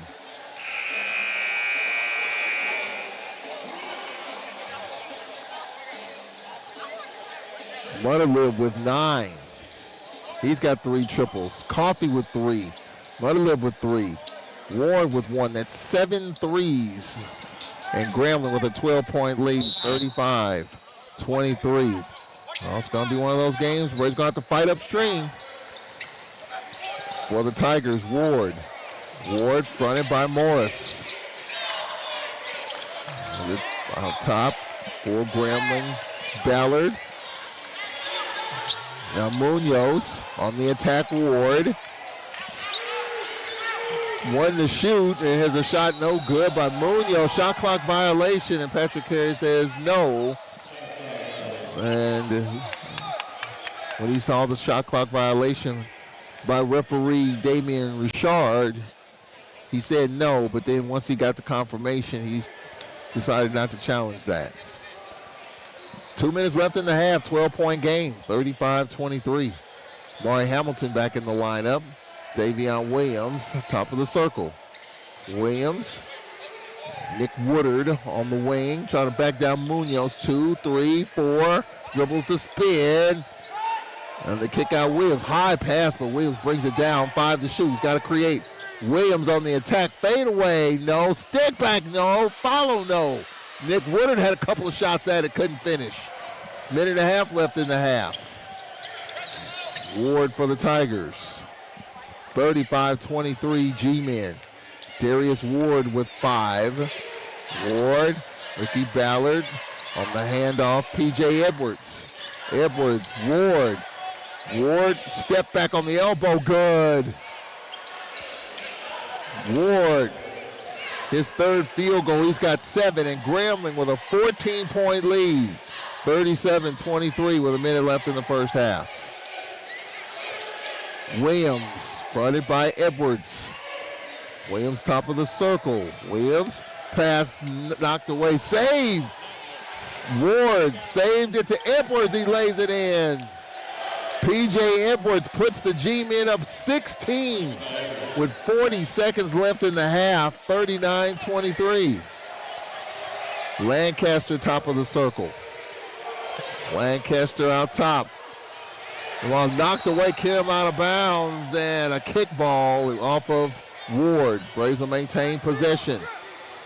31 seconds left, 16 to shoot. Grambling. Well, there was a foul. Foul on Ballard. Ballard called for the reach in. So Braves basketball with 20 to shoot. 30 seconds left in the half. For the Braves, Morris going downhill. And he had it knocked out of bounds with 12 to shoot. Another foul called on Jones, I believe. Yep. That's Jones with his second. 16-point lead for the G-men.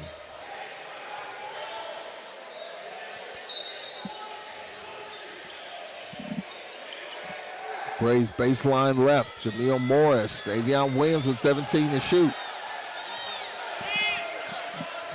Williams left wing off a screen on the skip. Maury Hamilton fronted by Munoz, backing him down. Layup, and he got it. Maury Hamilton, his first bucket, 6 seconds left. Grambling gets it up quickly with Ward. Ward out top. 3-ball Ward, no. Halftime. Grambling by 14. 39-25. 14-point lead, 39-25 at the break. Tigers will take a timeout here. When we come back, the Lady Braves with a big victory, 61-58.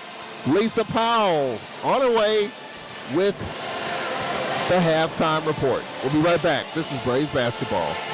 Every 36 seconds, a vehicle is stolen in the United States. Cars are an important investment, and you have the power to protect it. Remove valuables from your car or place out of view. Roll up your windows completely. Don't leave your car running while unattended, especially during the winter.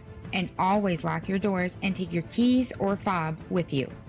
If you know something about a vehicle theft, call us at 1-800-TEL-NICB. This is a public service message from the National Insurance Crime Bureau. When a person calls 988, they're connected to a crisis counselor. Crisis is completely self-defined. If you're wondering if you should call, you should probably call. A caller can expect to talk about coping skills, talk about resources, and ways to move forward beyond the call. Call or text 988 or chat 988lifeline.org. This message is brought to you by Contact the Crisis Line, Contact Helpline, Mississippi Association of Broadcasters, and this station. Hey, what's up, everybody? This is Blair Underwood.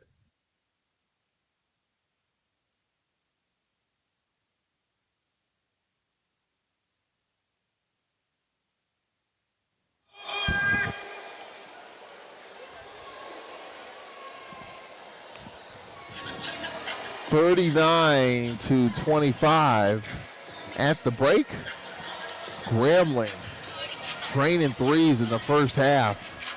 And the Braves will have to figure out a way to slow. And I would say this, we've been a pretty good second half team in terms of just slowing teams down.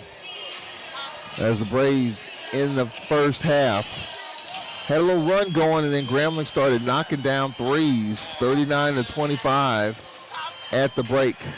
Grambling shooting 54%.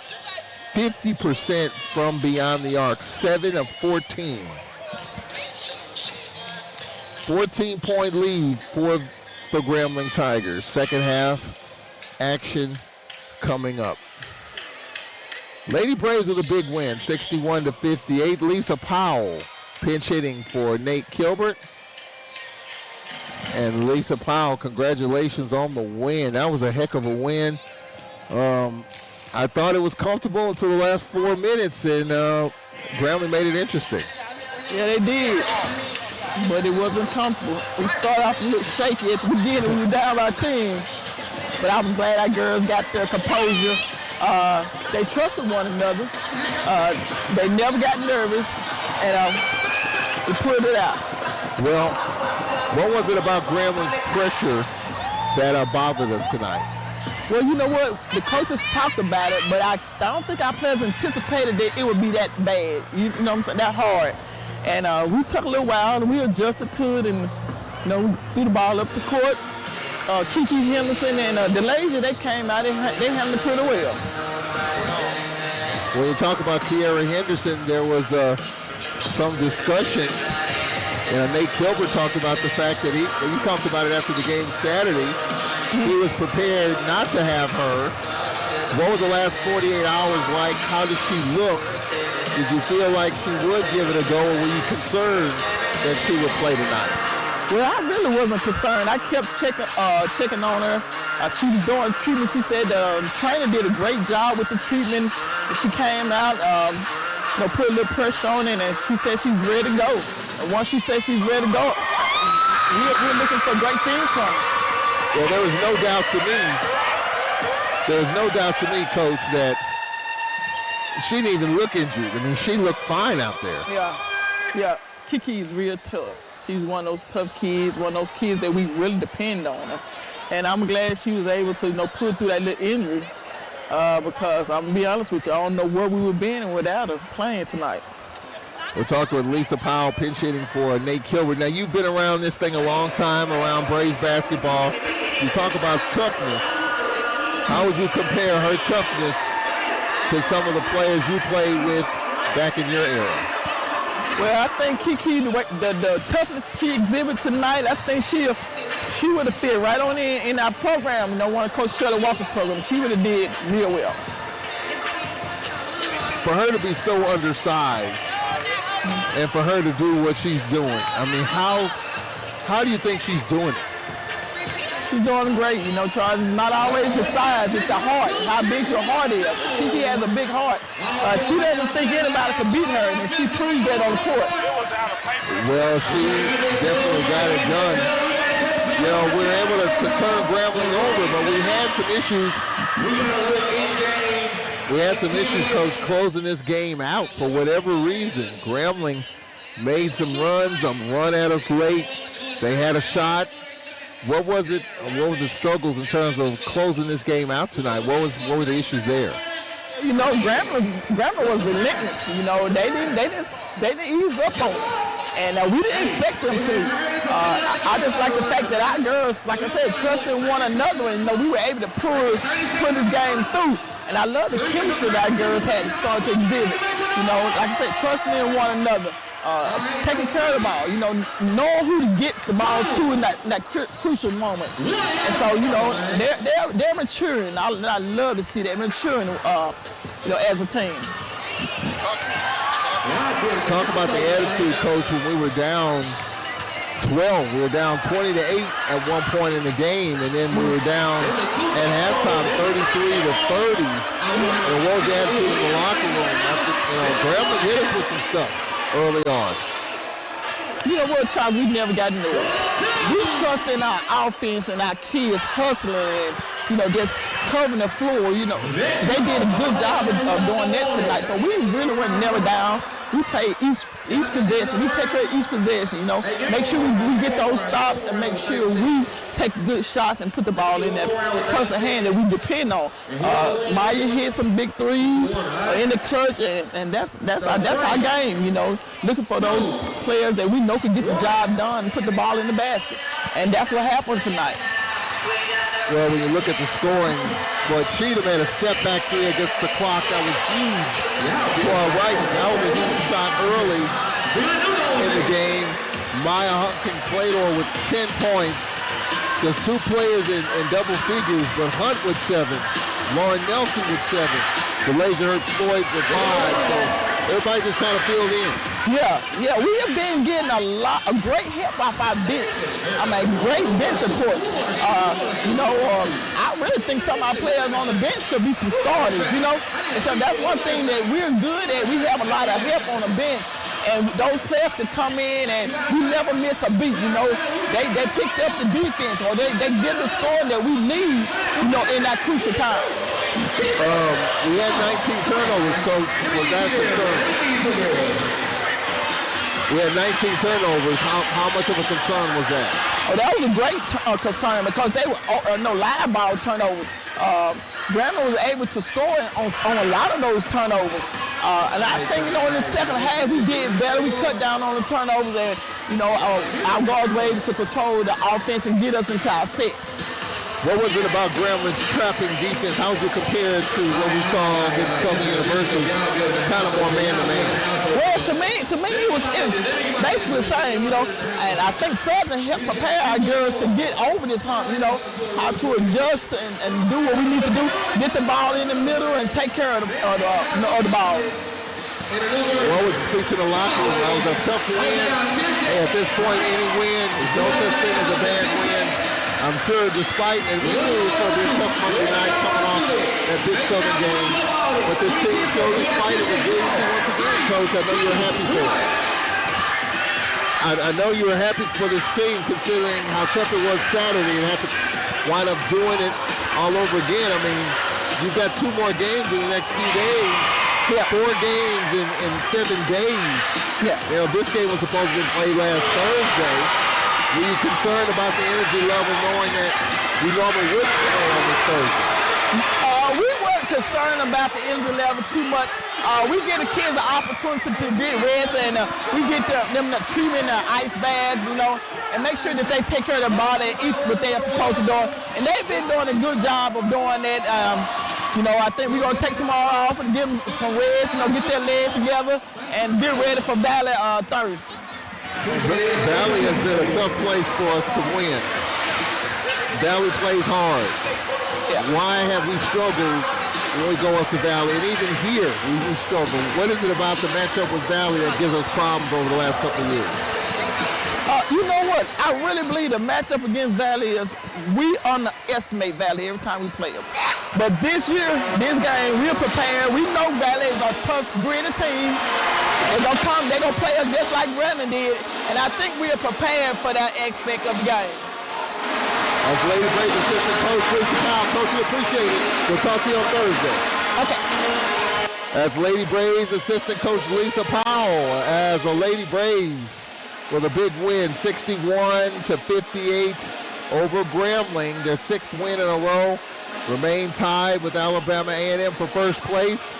Alabama A&M hits the road this week. They go to Southern and Grambling. We hit the road as well as we go to Valley and Pine Bluff.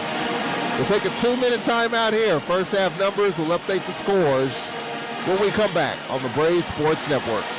Hello, I'm Roy Wood Jr. When the United Negro College Fund was founded 80 years ago, they hoped they would change this nation for the better, and they have. Since 1944, UNCF has helped to make college dreams a reality for more than 500,000 students, creating countless leaders and change makers.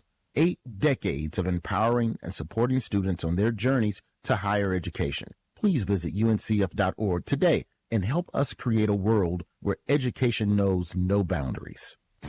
No one can control the weather, but Southwest Electric is ready to respond when a storm strikes. Southwest Electric has dispatchers working and linemen on call 24/7 to respond to outages. They repair damage and get the lights back on just as soon as it is safe to go out.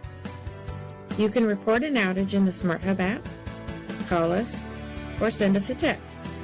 Southwest Electric, serving our cooperative members for over 85 years. When a person calls 988, they're connected to a crisis counselor. Crisis is completely self-defined. If you're wondering if you should call, you should probably call. A caller can expect to talk about coping skills, talk about resources, and ways to move forward beyond the call. Call or text 988 or chat 988. This message is brought to you by Contact the Crisis Line, Contact Helpline, Mississippi Association of Broadcasters, and this station. Hello, I'm Fantasia. For the past 80 years, the United Negro College Fund has helped more than 500,000 students graduate from college and become leaders of our nation.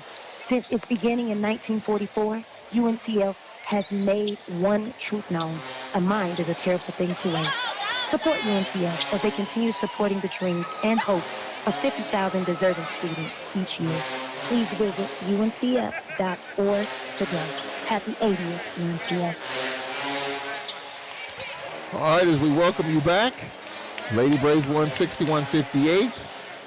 Grambling is led by as many as 16. It's a 14-point lead right now, 39-25. The Braves 9 of 28 shooting, 32%, 4 triples, 3 of 7 from the free throw line. The Braves with 3 turnovers and -5 on the boards. Grambling 14 of 26, 54%, 7 triples, +9 from the three-point line. And the Tigers +5 on the boards in this first half. Braves got to figure out a way here as for the Braves. Jameel Morris with 10, followed by Davion Williams with 5. 3 for Travis Roberts and Tyson McDaniels. For Grambling, Roderick Coffey III with 12. Mutterlib with 9. 7 for Darius Ward and 4 for Franklin. Take a 1-minute break here. Second half action coming up. We'll update the scoreboard. This is Braves basketball. 2026 is a big election year for Mississippi, and it's important to get ready by making sure you're prepared. This year's ballot features congressional offices, judicial seats, and some local races. Mississippi's federal primary election will be held on Tuesday, March 10th. For voting information, absentee voting procedures, and all things elections, call the election hotline or visit the My Election Day portal on y'allvote.ms. Let's get ready to vote, Mississippi. Sponsored by the Mississippi Secretary of State, Mississippi Association of Broadcasters, and this station. Hi, I'm Samuel L. Jackson. When the UNCF, the United Negro College Fund, was founded 80 years ago, they hoped that they could change this nation for the better, and they have. As a proud alum of an HBCU, Morehouse College, I'm an advocate for HBCU. I support the work that UNCF does for students of color, scholarship, and internship for 50,000 deserving students each year. Visit UNCF.org today. Our first final, Alabama State over FAMU, 79-66. That game in Montgomery. Second half, 13 minutes to go. Southern 62, Jackson State 49. Bethune-Cookman, they remain hot. 18-point lead in Huntsville, 54-36. Bethune-Cookman is really good. Saw them last Monday night. They got all the former all-conference players. Bethune-Cookman could be a tough cookie the rest of the way. And they'll be here in a few weeks. And we got a travel call here on Franklin. The Braves line up to begin the second half. Nick Woodard with Shane Lancaster, Davion Williams, Tyson McDaniels, and Jameel Morris. Braves down 14, trailed by as many as 16. Let's see if we can start the second half with a little run. Morris, left wing Woodard, Tyson McDaniels, one-on-one with Franklin. Tyson lowers the shoulder, lost it, got it back. Tyson, Morris with 8 to shoot. Shane Lancaster's Williams for 3, off the mark. Rebound Munoz. Grambling by 14. Munoz dumps it inside, and Tyson knocked it out of bounds. Intended for Franklin. 24 to shoot, 14-point lead, early second half. Well, I'd like to see the Braves get 2 in a row after losing that TSU game. You know, I was talking with Jake Morton about it. Somebody need to win a couple in a row to kind of get back on track. Here's Munoz on the dump in, powers it home and one. Tyson McDaniels is with his first. Munoz with the bucket. Munoz, his first bucket of the game. And Grambling matches their biggest lead of 16. Munoz with the and one. Early second half. Free throws up and it's good. Grambling by 17. 42-25. Well, it's going to be an uphill climb early second half. Davion Williams left wing. The Braves have been able to fight back. They have a major battle on their hands here. Davion Williams. And we got an offensive foul. Tyson McDaniels. Out top. Tyson with a second. Minute into the second half. Crowd quiet. Roderick Coffey picked up man-to-man by Morris. 42-25 Grambling. Screen coming by Franklin. Coffey going downhill. Coffey on the kick out. Here's the jump stop and the fadeaway. No good by Ballard, and a follow-up dunk by Munoz. He's got 6. And Grambling by 19. 44-25, a minute and a half into this second half, and Jake Morton's going to make wholesale substitutions. Lancaster, his reverse floater, no. Oh, it got to the rack, just couldn't finish. Munoz on the attack. Munoz with the layup, scores. Munoz makes it a 46-25 game. And we got a foul called here on the Gramblings. Franklin. 46-25 GSU. 18 minutes remaining.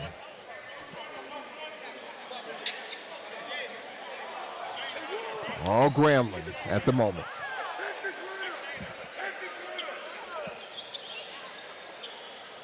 And for the Braves, Lancaster, baseline left. Fronted by Antonio Munoz. And Travis Roberts, top of the circle. Bryson Calamise, top of the circle. Mari Hamilton, fronted by Franklin. Calamise going downhill. Calamise pass across the lane, knocked away by Ballard. Munoz on the attack.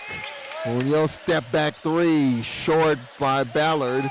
Calamise looking down court, will keep it and bounce it off his foot. Saved, but out of bounds off of, well, it's going to be basketball. It's going to be Grambling's basketball. With 17:40 remaining. Oh, they overturned the call. It's going to be Braves basketball. The referee overturned the call. Yeah, I thought it was going to be Braves basketball. After discussion, they overturned the call. It's Braves basketball, far sideline, Calamise. Officials got it right. It went out of bounds off of Grambling. 46-25 Tigers. 2.5 minutes into the second half. Lancaster right wing. Shane out top. Shane is pass deflected. Off of Jeremy Ellis was in the lineup. Amari Hamilton with it. With 7 to shoot. And that was a floater. No good by Lancaster. And out ahead, here's Ward. Ward with the layup, scores. Ward with 9. Grambling by 23. Jake Morton's going to get another timeout. 3 minutes into this second half. Grambling 48. Alcorn 25. We'll take a timeout here.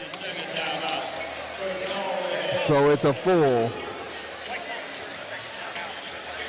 Yep, first call timeout, it's a full, so we'll take it. 17 minutes left, 48-25. G-Men. We'll be right back after this. 2 hours ago, on the Braves Kyle Sports arrived Network. at the bar. Hey, what's everyone drinking?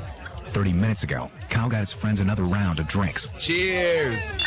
5 minutes ago, Kyle decided to drive home drunk. A minute ago, a law enforcement officer pulled up behind Kyle. Sir, have you been drinking tonight?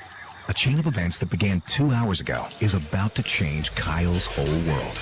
Drive sober or get pulled over. Paid for by Netta. This message is sponsored by the Mississippi Office of Highway Safety, Department of Public Safety, Mississippi Association of Broadcasters, and the station. 2026 is a big election year for Mississippi, and it's important to get ready by making sure you're prepared. This year's ballot features congressional offices, judicial seats, and some local races. Mississippi's federal primary election will be held on Tuesday, March 10th. For voting information, absentee voting procedures, and all things election, call the election hotline or visit the My Election Day portal on y'allvote.ms. Let's get ready to vote, Mississippi. Sponsored by the Mississippi Secretary of State, Mississippi Association of Broadcasters, and this station. Well, all games in the league on the men's side are pretty one-sided right now. Alabama State won by 13 over FAMU. Southern winning by 13. Bethune-Cookman winning by 16. And Grambling winning by 23. Here on this Monday night. Jeremy Ellis is pull-up short.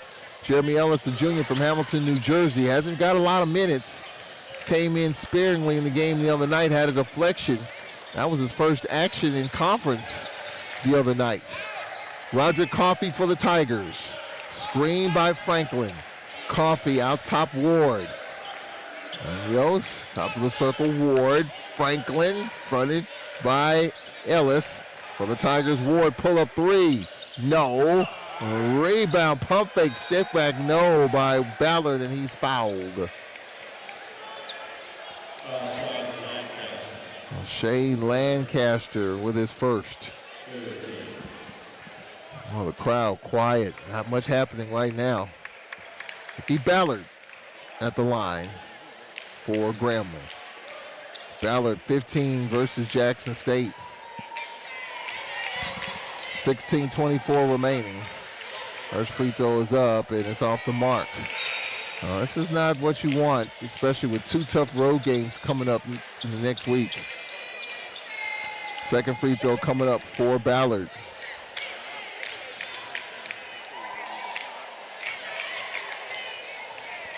Ballard coming in 11 of 15 from the free throw line in conference games. Second free throw is good. Ballard with three, 49-25. The lead is 24. Tyson McDaniels out ahead, Calamese. Bryson Calamese, Tyson McDaniels, Lancaster. For the Braves, Travis Roberts. And now Tyson on the back down. Tyson floater short. Follow is good. Nick Woodard, his first bucket of the game. 49-27. Lead is 22. Roderick Coffey with 12 stays in for the Tigers. Coffey out top Ballard. Ballard backdoor dunk. Munoz. He's got 10. 51-27, backdoor. 4.5 minutes in. Lancaster had it stripped. Ball on the deck. Is it a timeout? And Patrick Carey says it was a foul. And Patrick Carey animated. Well, this is as animated as I've seen him. It's going to be a timeout. Timeout on the floor with 15:31 remaining. You know, when Patrick Carey was at FAMU last year, when I first saw him, he was pretty mild-mannered. But I was told later that he is about as fiery as it gets. And when we got to Atlanta in the SWAC tournament, he was every bit as animated. And he's showing that here. 51-27, first-year head coach Patrick Carey came over from FAMU. And Dr. Travion Scott with that hire. A good hire at that. Patrick Carey is a good coach. Timeout, 51-27, Grambling. This is Braves basketball. To make sure my future took off, I joined the Mississippi Army National Guard. With part-time service, I was able to get paid training as an aviation mechanic. I learned skills that helped me get started down the path to a great civilian career. And this is just one out of the hundreds of jobs the Mississippi Army National Guard can train you for. You can learn a trade and earn money for school, all while serving close to home and being there for your community. See what your future could look like by going to nationalguard.com/MS. Sponsored by the Mississippi Army National Guard, aired by the Mississippi Association of Broadcasters and this station. Two guys drove to work. Neither guy wore a seatbelt. One guy got a ticket. One guy didn't. The same two guys drove home. One guy wore a seatbelt. One guy didn't. One guy made it home. The guy not wearing his seatbelt didn't. Don't risk it. Click it or ticket. Paid for by NHTSA. This message is sponsored by the Mississippi Office of Highway Safety and the Department of Public Safety.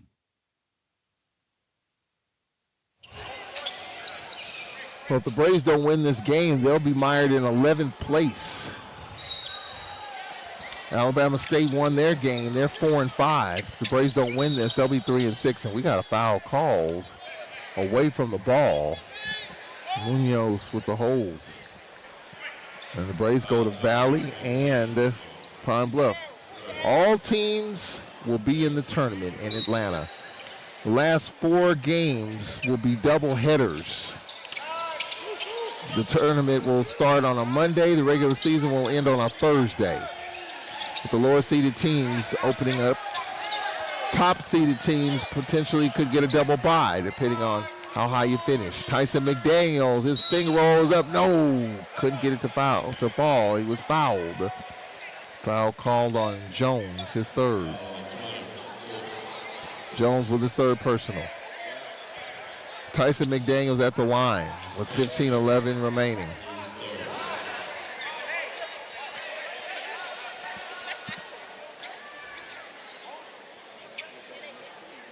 Well, Tyson down 24. Well, this game, look, Grambling has got things going, but anyone anticipate this type of score?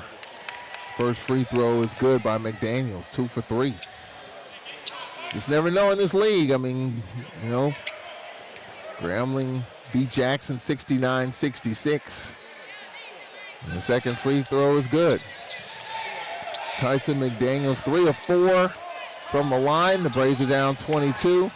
Jake Morton has a seat for one of the rare times, and that tells you how frustrated he is because he normally doesn't have a seat. Coffey on the attack. Coffey on the kick out. Jones, extra pass.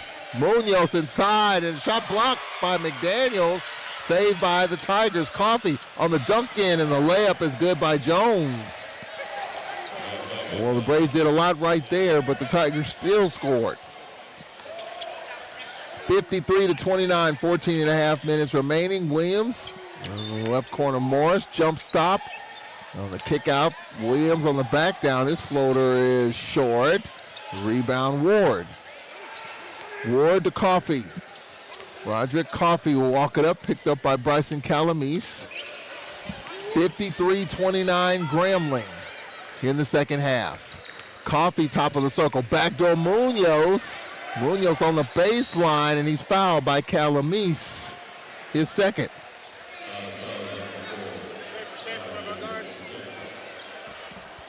$14-11 remaining. This crowd sticking around, hoping for a run, hoping for something to happen. Right now, it just hasn't happened as of yet. Coffey baseline right. Coffey, pass out top, and it's knocked away, but recovered by Ward. And Ward's pass knocked away by Williams. 17 to shoot, 14:07 left. Well, it's one of those nights, man, in which you look around the league on this Monday night, a lot of these games are one-sided. Coffey top of the circle. Screen set by Jones. Coffey, seal inside and thrown away, intended for Jones. 13:58 remaining. Braves basketball. 53-29. And Bethune-Cookman leading A&M by 22 in Huntsville. Jackson State losing at home by 16. Grambling winning here, and Alabama State won by 13. Well, kind of one-sided games tonight on the men's side. Here's McDaniel, baseline dunk. And maybe that'll get something going here. The lead is 22. 53-31. We need stops, and Jones on the pressure release gets it to Ward. Coffey, Munoz on the baseline. Munoz, Roger Coffey, fronted by Davion Williams, one-on-one. Coffey out top. Coffey left wing Ballard. Coffey top of the circle, 7 to shoot. Coffey baseline, teardrop. No, missed everything. Tyson McDaniels on the outlet. Here is Morris going to the rack, and he's fouled. Late whistle. Foul on Ward.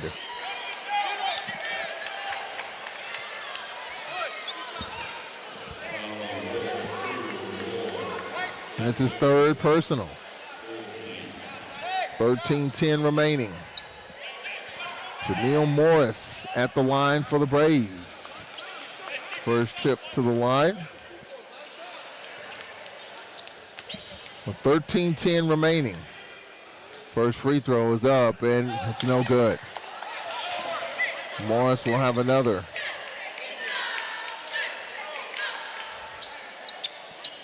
Morris, 14 of 17 coming in, 82% from the free throw line in conference games. He'll have another coming up here. He's got 10. Second is on the way, and it's good. He's got 11. 53-32 with 13-10 remaining. P.J. Edwards for the G-men. Edwards to Coffey. Edwards gets it out ahead. Munoz, lob, and the dunk missed by Lib. Here's Coffey. Coffey, P.J. Edwards for three. No, McDaniels with the rebound. Now Bryson Calamise on the attack. Calamise. Davion Williams falling out of bounds, is able to get it out top to Woodard. And now for the Braves, Morris. Getting it inside, McDaniels inside out. Davion Williams had it knocked away. Loose ball, Grambling Franklin comes out with it, but it's past the Munoz thrown away, and here comes Morris with 12:20 to go. Morris off a screen. In the corner, Nick Woodard. Woodard on the back down, the one-hand fadeaway is good. Nick Woodard, his second bucket, and the lead is 19. Braves chasing and scrambling defensively, and Grambling's Coffey brings it up. 53-34 G-men. 12 to play. Coffey left wing off a screen. Coffey short right corner. Had it knocked away by Williams. And now Davion gets it to Morris. His layup is good. Timeout, Patrick Carey. And he's fired up as the Braves trying to climb back in it. They're down by 17. The under 12-minute media coming up as well. 53-36, 11:47 remaining. We'll be right back. This is Braves basketball. Storytime with State Treasurer David McCray. Today is your day. After all, college is not very far away. But your parents started a Mississippi Savings Plan, so now your future is in your own hands. To be a doctor, a nurse, a teacher, or attorney with monthly payment plans, there's no limit to your journey. So study up, young engineer, executive, police, or fire. You'll be the one everyone wants to hire. To do a job you love, all because your parents saved at treasury.ms.gov. This message is brought to you by the Mississippi Treasury, the Mississippi Association of Broadcasters, and this station. 2026 is a big election year for Mississippi, and it's important to get ready by making sure you're prepared. This year's ballot features congressional offices, judicial seats, and some local races. Mississippi's federal primary election will be held on Tuesday, March 10th. For voting information, absentee voting procedures, and all things elections, call the election hotline or visit the My Election Day portal on y'allvote.ms. Let's get ready to vote, Mississippi. Sponsored by the Mississippi Secretary of State, Mississippi Association of Broadcasters, and this station. 11:47 remaining. Braves shooting 34%, 13 of 38, 6 of 11 from the free throw line. Grambling shooting 51%, 20 of 39. Grambling plus 10 on the boards. Grambling with 16 assists. 11:47 remaining. 53-36. Lead is 17. Well, a long way to go. Well, let's get this thing to 10. You know what they say, if you get it to 10 with 5 minutes left, you got a shot. So there's still time in this game. The Braves will make a push. They're making kind of one right now. Ward on the skip pass. Edwards. Edwards one-on-one with Calamese. Calamese knocked it away, and he was fouled by P.J. Edwards. P.J. Edwards with his first. 11:37 remaining. Grambling has led by as many as 24.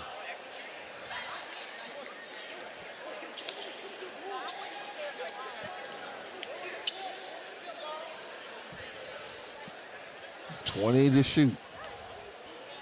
Well, when we played this team last year, coached by Patrick Carey at FAMU, the Braves led by 20, and a Patrick Carey coached team came back and won the game. Coffee was a big part of that. Well, here the Braves been down 24, and Tyson McDaniels on the spin, pump fake twice, and Woodard on the attack. Woodard, his floater's up, and he's fouled. And Nick Woodard fouled by Franklin, his second. That's the 6th team foul on Grambling. And free throws coming up for Nick Woodard. His first trip to the line. Now he cut this to 15. 11:20 remaining. First is up, short. Second free throw coming up.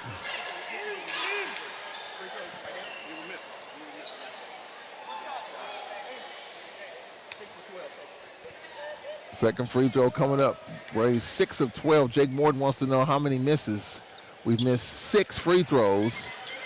7 of 13. Woodard with 5. The Braves are down 16 after trailing by as many as 24. Cut it to 16. Ward, far side. Ward, Ballard, Coffee. Coffee on the handoff. Ward, 13 to shoot. Ward, right wing Medlib. For the Tigers, Franklin with 5 to shoot. Here's Ward. Ward had it knocked away. Coffee just jacks. Oh, he's fouled. Jamil Morris with the foul. Bailed. Coffee out.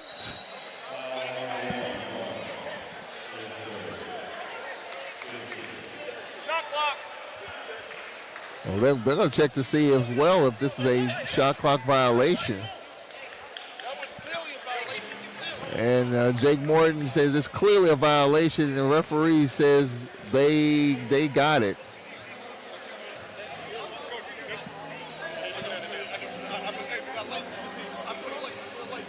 All right, so they're going to take a look at it here. So this is under review whether or not the foul was called before the shot clock violation. The ruling on the court is that it was a violation, but they're going to take a look at it here with 10 minutes and 46 seconds remaining.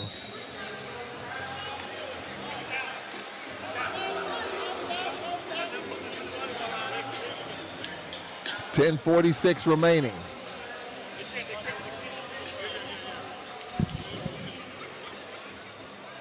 So 3 free throws coming up here. So clearly the foul was before the shot clock expired. So Roger Coffey at the line. He's 3 for 3.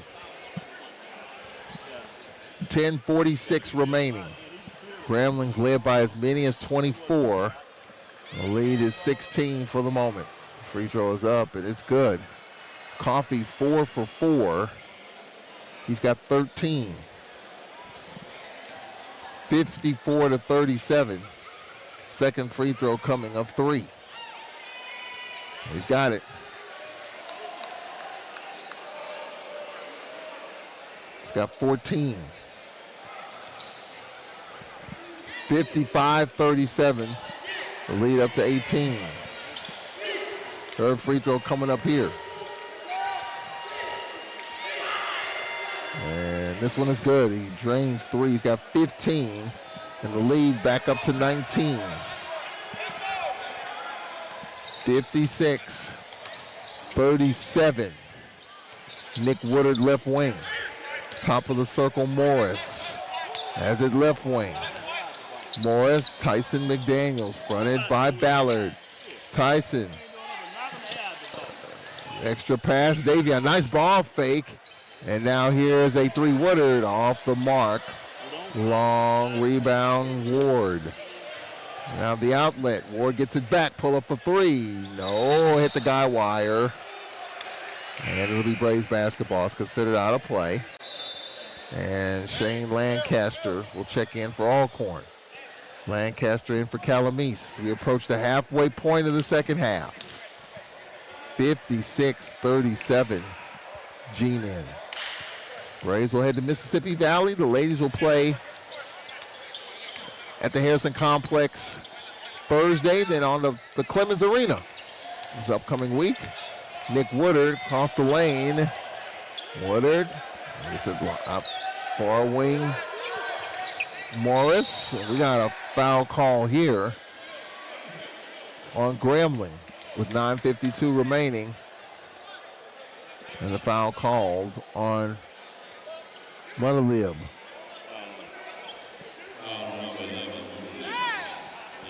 .52 remaining. Monolib with 2. 17 fouls.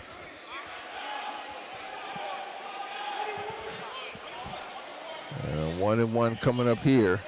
17 fouls for Grambling, 5 for the Braves. Well, Tyson McDaniels at the line, where he's 3 or 4. First is up, and it's good. Tyson with 8. Morris with 13. Tyson McDaniels with 8 for the Braves. 5 for Davion Williams. 5 for Nick Woodard. 56-38. Second free throw coming up here. Too long. Rebound hauled in by Franklin. 9:45 remaining. Here's Roger Coffey. Call for an over and back as he caught it in the backcourt. So a turnover, and the Braves will get the basketball. And Tyson McDaniels will have a seat. With 9:43 remaining in the second half, and Tyson a little limp as he heads to the trainer's table on the far side. Out of our view, 9:43 remaining. Davion Williams, top of the circle. Williams, left side, Woodard. Woodard. Morris trying to drop it off and thrown away, intended for Amari Hamilton. He's had a quiet game. Hamilton had 12 points the other night against Southern, just 1 field goal so far. Again, Morris with 13. Shane Lancaster, just one field goal. Braves are down 18, 56-38 for the Tigers. Ricky Ballard to Coffey. Roderick Coffey the third. Ballard right wing. Ballard, Mudalib. Lob to Franklin, who's got 4. Franklin, left side, Ballard. Ballard getting it inside the seal and a finger roll by Coffey. He's got 17. 20-point lead, 58-38. 9 minutes left. Morris, Williams. Morris out top. Leo Morris in the paint. Morris on the baseline. Amari Hamilton with the spin. The pump fake layup. Got it. Amari Hamilton, his second bucket. Braves are down 18. Can't be trading buckets at this point. Braves trap. And for the G-men is Ballard. He'll hold it in the corner. Here's a three. Rims in and out. And the ball, Grambling with the rebound, and they'll reset. 15 to shoot. Ballard left wing. Ward. Frank Green skip. Ward with the floater. It's good. Ward with 11. 60-40 G-men with 8:08 left. Maury Hamilton. Far wing Morris. Shane Lancaster. Hamilton on the back down. Double running at him. Maury Hamilton gets it out to Davion Williams. Pass to Woodard. Now here's a three. No good by Morris. And the rebound, Coffey. 20-point lead, 60-40. Ricky Ballard. Well, all 4 games on the men's side tonight. 21-sided. This one, Jackson game. Bethune's winning big at A&M. I don't see that too often. 10 to shoot. And for the G-men, Mudalib with 5 to shoot as they spread the floor. Coffey one-on-one. Coffey deep three on the way. Short. Out of bounds. Braves basketball. Timeout. 7:17 left here at the Whitney Arena.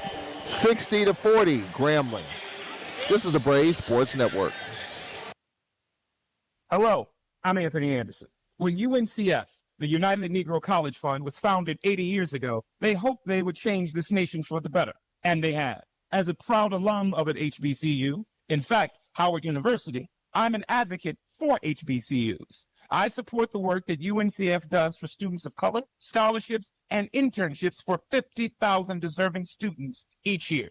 Visit uncf.org today, and remember, a mind is a terrible thing to waste. Hi, I'm Mississippi Attorney General Lynn Fitch. More than 40 million people are victims of human trafficking globally. This is a worldwide problem, but it's a local one too. And one victim is too many. Each victim is someone's child, someone's grandchild, someone's sister or friend. Learn how to be aware, be prepared, and be the solution.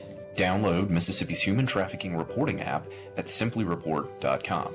This message brought to you by the Mississippi Association of Broadcasters and this station.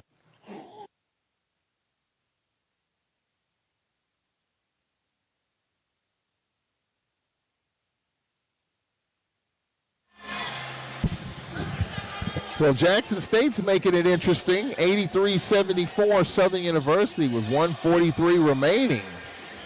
Southern as well as Alcorn heads to Arkansas and Mississippi Valley. The Braves will play at Pine Bluff on Saturday. Jackson will play at Mississippi Valley. Well, Bethune-Cookman's getting exactly what they want. They won their game. A&M is losing. FAMU is lost. So they'll pick up a game on both of those teams. And right now, Bethune-Cookman has a 3-game lead over Alabama A&M and FAMU. 1:49 left in the second. 74-58 Bethune-Cookman over Alabama A&M. For the Braves, Shane Lancaster.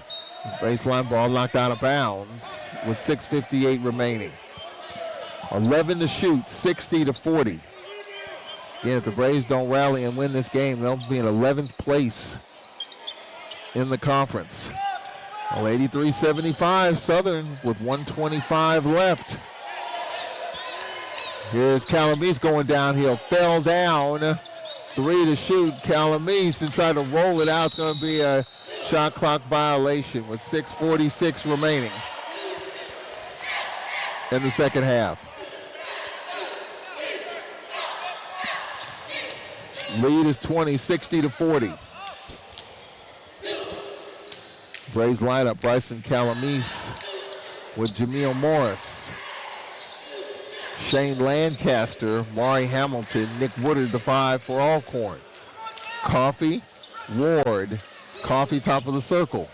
Munoz on the attack, took the bump and tried to drop it inside, and deflecting it is Lancaster, and he'll attack. Lancaster gets it into Morris, and he lays it in. Morris with 15. The lead is 18, 60-42. Ricky Ballard for the Tigers. Ward fronted by Calamise. Skip past Munoz. At the top of the circle is Jones. Ward on the crossover. Got a screen, goes left. Ward dumps it inside. Jones, and the floater is good. Jones, his third bucket. The lead is 20. Yeah, we set the shot clock. 5:54 remaining. Well, 1:11 left. Jackson State down by 6. 83-77. Southern trying to hang on and get a split on the road. Southern will come home and take on the Alabama teams. 5:50 remaining. That'll be a big women's game. Alabama A&M and Southern University, as well as Grambling. I think those will be easy for Don Brown's team. Going across the lane, and a floater by Morris off the mark. Roger Coffey for the G-men. Screen by Jones. Coffey right wing going left. Coffey had it poked away and saved by Lancaster. Now for the Braves, Calamise. There's a pull-up 3. Lancaster, no. Rebound Jones. Well, the shot's not falling tonight for the Braves. We approach 5 minutes left. Munoz fronted by Calamise, and a foul on Bryson Calamise's third.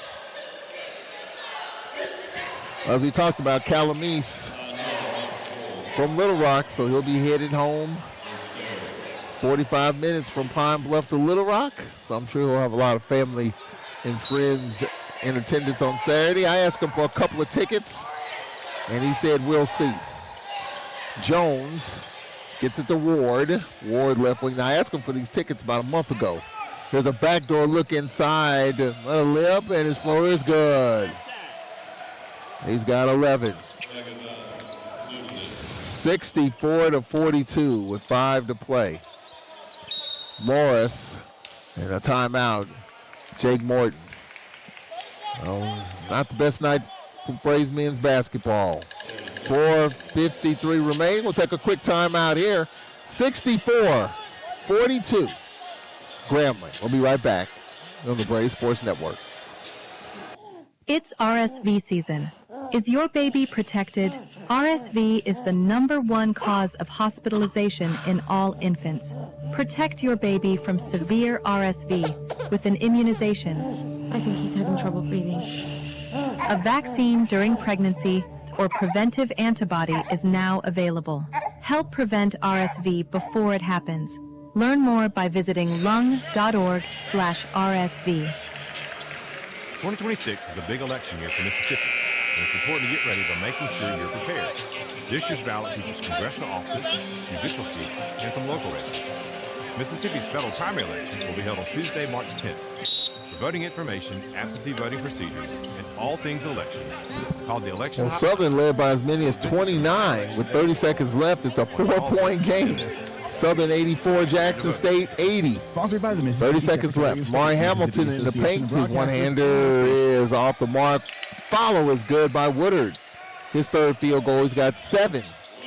64-44. Calamise with the near steal. Coffee for the G-man. We got a clock issue here.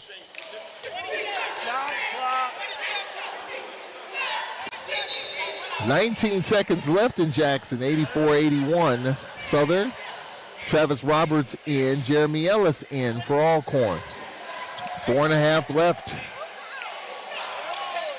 30 seconds left in Huntsville. 78-60 Bethune-Cookman. Bethune-Cookman looks like the team to beat in the regular season. Not only going to win that game, they picked up a game on Alabama A&M and FAMU, who both lost tonight. So right now, Bethune-Cookman, 3 games up halfway through conference play. Is a steal by Morris, and Morris had it knocked out of bounds with 4:14 left. Well, Reggie Diaz had a loaded ball club with all the former SWAC conference players transferring to Bethune-Cookman. You had Dr. Bradley from UAPB coming off the bench. Here's Ellis's pass deflected. And with the windmill dunk missed by Mudalib out of bounds, Braves basketball.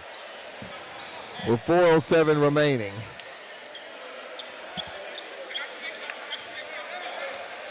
And Patrick Carey says, my bag.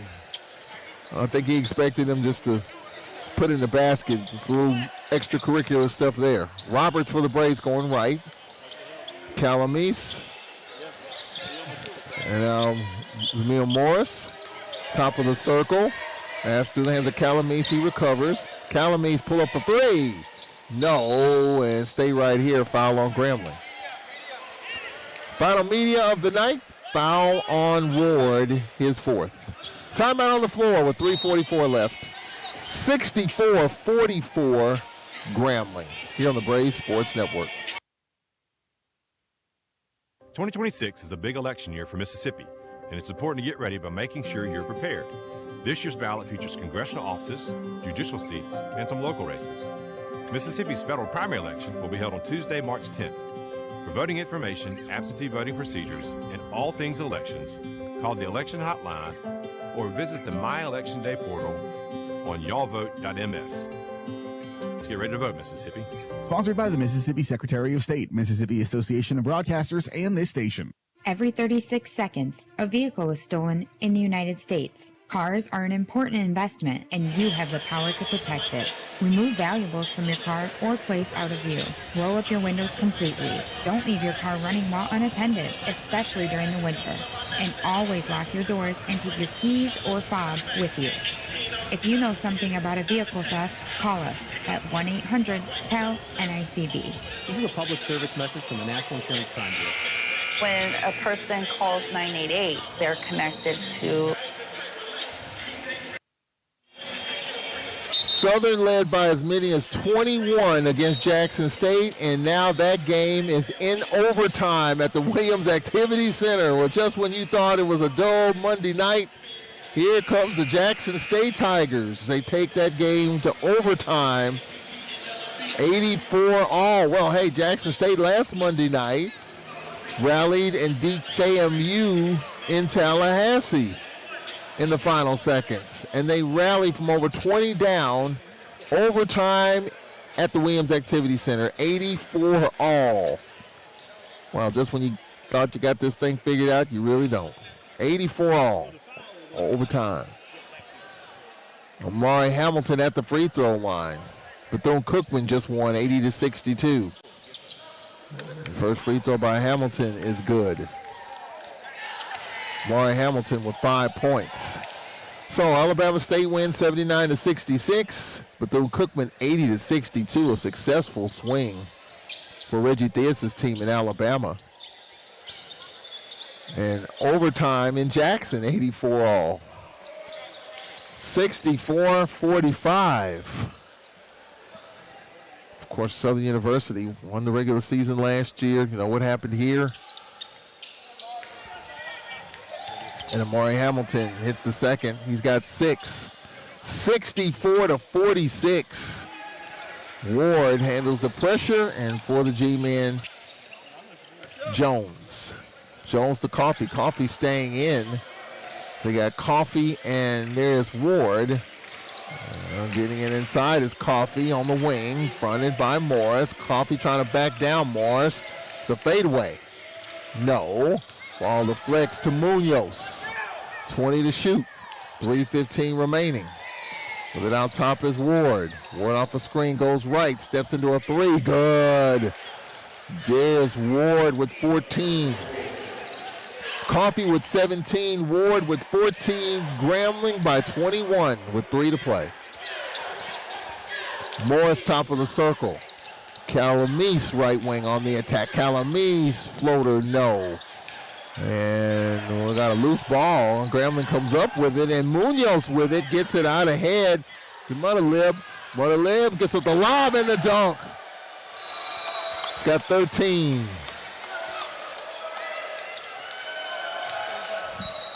.239 remaining. Timeout. With 2:39 remaining. 30-second timeout taken by Grambling. This may be a substitution timeout. Grambling 69, Alcorn 46. This is one you don't see too often here at the Whitney Arena. Coming off an exciting win on Saturday. All Grambling here, and I think watching, I've seen every team now except two, and I will in the next few days, Valley and Pine Bluff. I think you have to put Grambling in the conversation right now. One of the top teams statistically. Bethune-Cookman 8-1, A&M 5-4, FAMU 5-4. Valley and Pine Bluff are off tonight. Jackson State could get to 6-3. Jackson State, if they can win in overtime, they'll be in second place. But I think you got to put Grambling up there as well. 2.5 minutes remaining. Morris, a kickball across the lane with 2:25 remaining. Again, we're only going to see Grambling once. The next time we see this team will be in Atlanta, if we see them in Atlanta. Calamise, baseline right. 69-46 Grambling. I didn't see this one coming. There's a lob top of the circle. Morris. Got to give Grambling credit. They hit us hard and just couldn't recover. Mari Hamilton going to the rack and lays it in. Hamilton with 8. We approach 2 minutes left. 69-48 Grambling. For the Tigers, Jones. Munoz. Munoz on top. Coffee out of the lineup for Grambling. Perkins in for the G-men. Another lib. Another lib going left. Another lib. Now here's a 3 coming up here by Perkins. No. Here's Amari Hamilton. Hamilton on the attack. Hamilton puts it up short. And Munoz with the rebound. I think he was really a big spark for them. 1:38 remaining. Munoz top of the circle. 69-48. I don't know if this is a bad day at the office or it's just something we got to regroup. Is this one where you flush it and get ready to go to Arkansas, a team that's near the top and did fall asleep on defense, and Mudalib with his 15th. 71-48 G-men with 1:10 remaining. Morris. Now here's Roberts for 3. Rattles out. And with it for the G-men is Munoz. With a minute left in the second half. 71-48. 18 to shoot.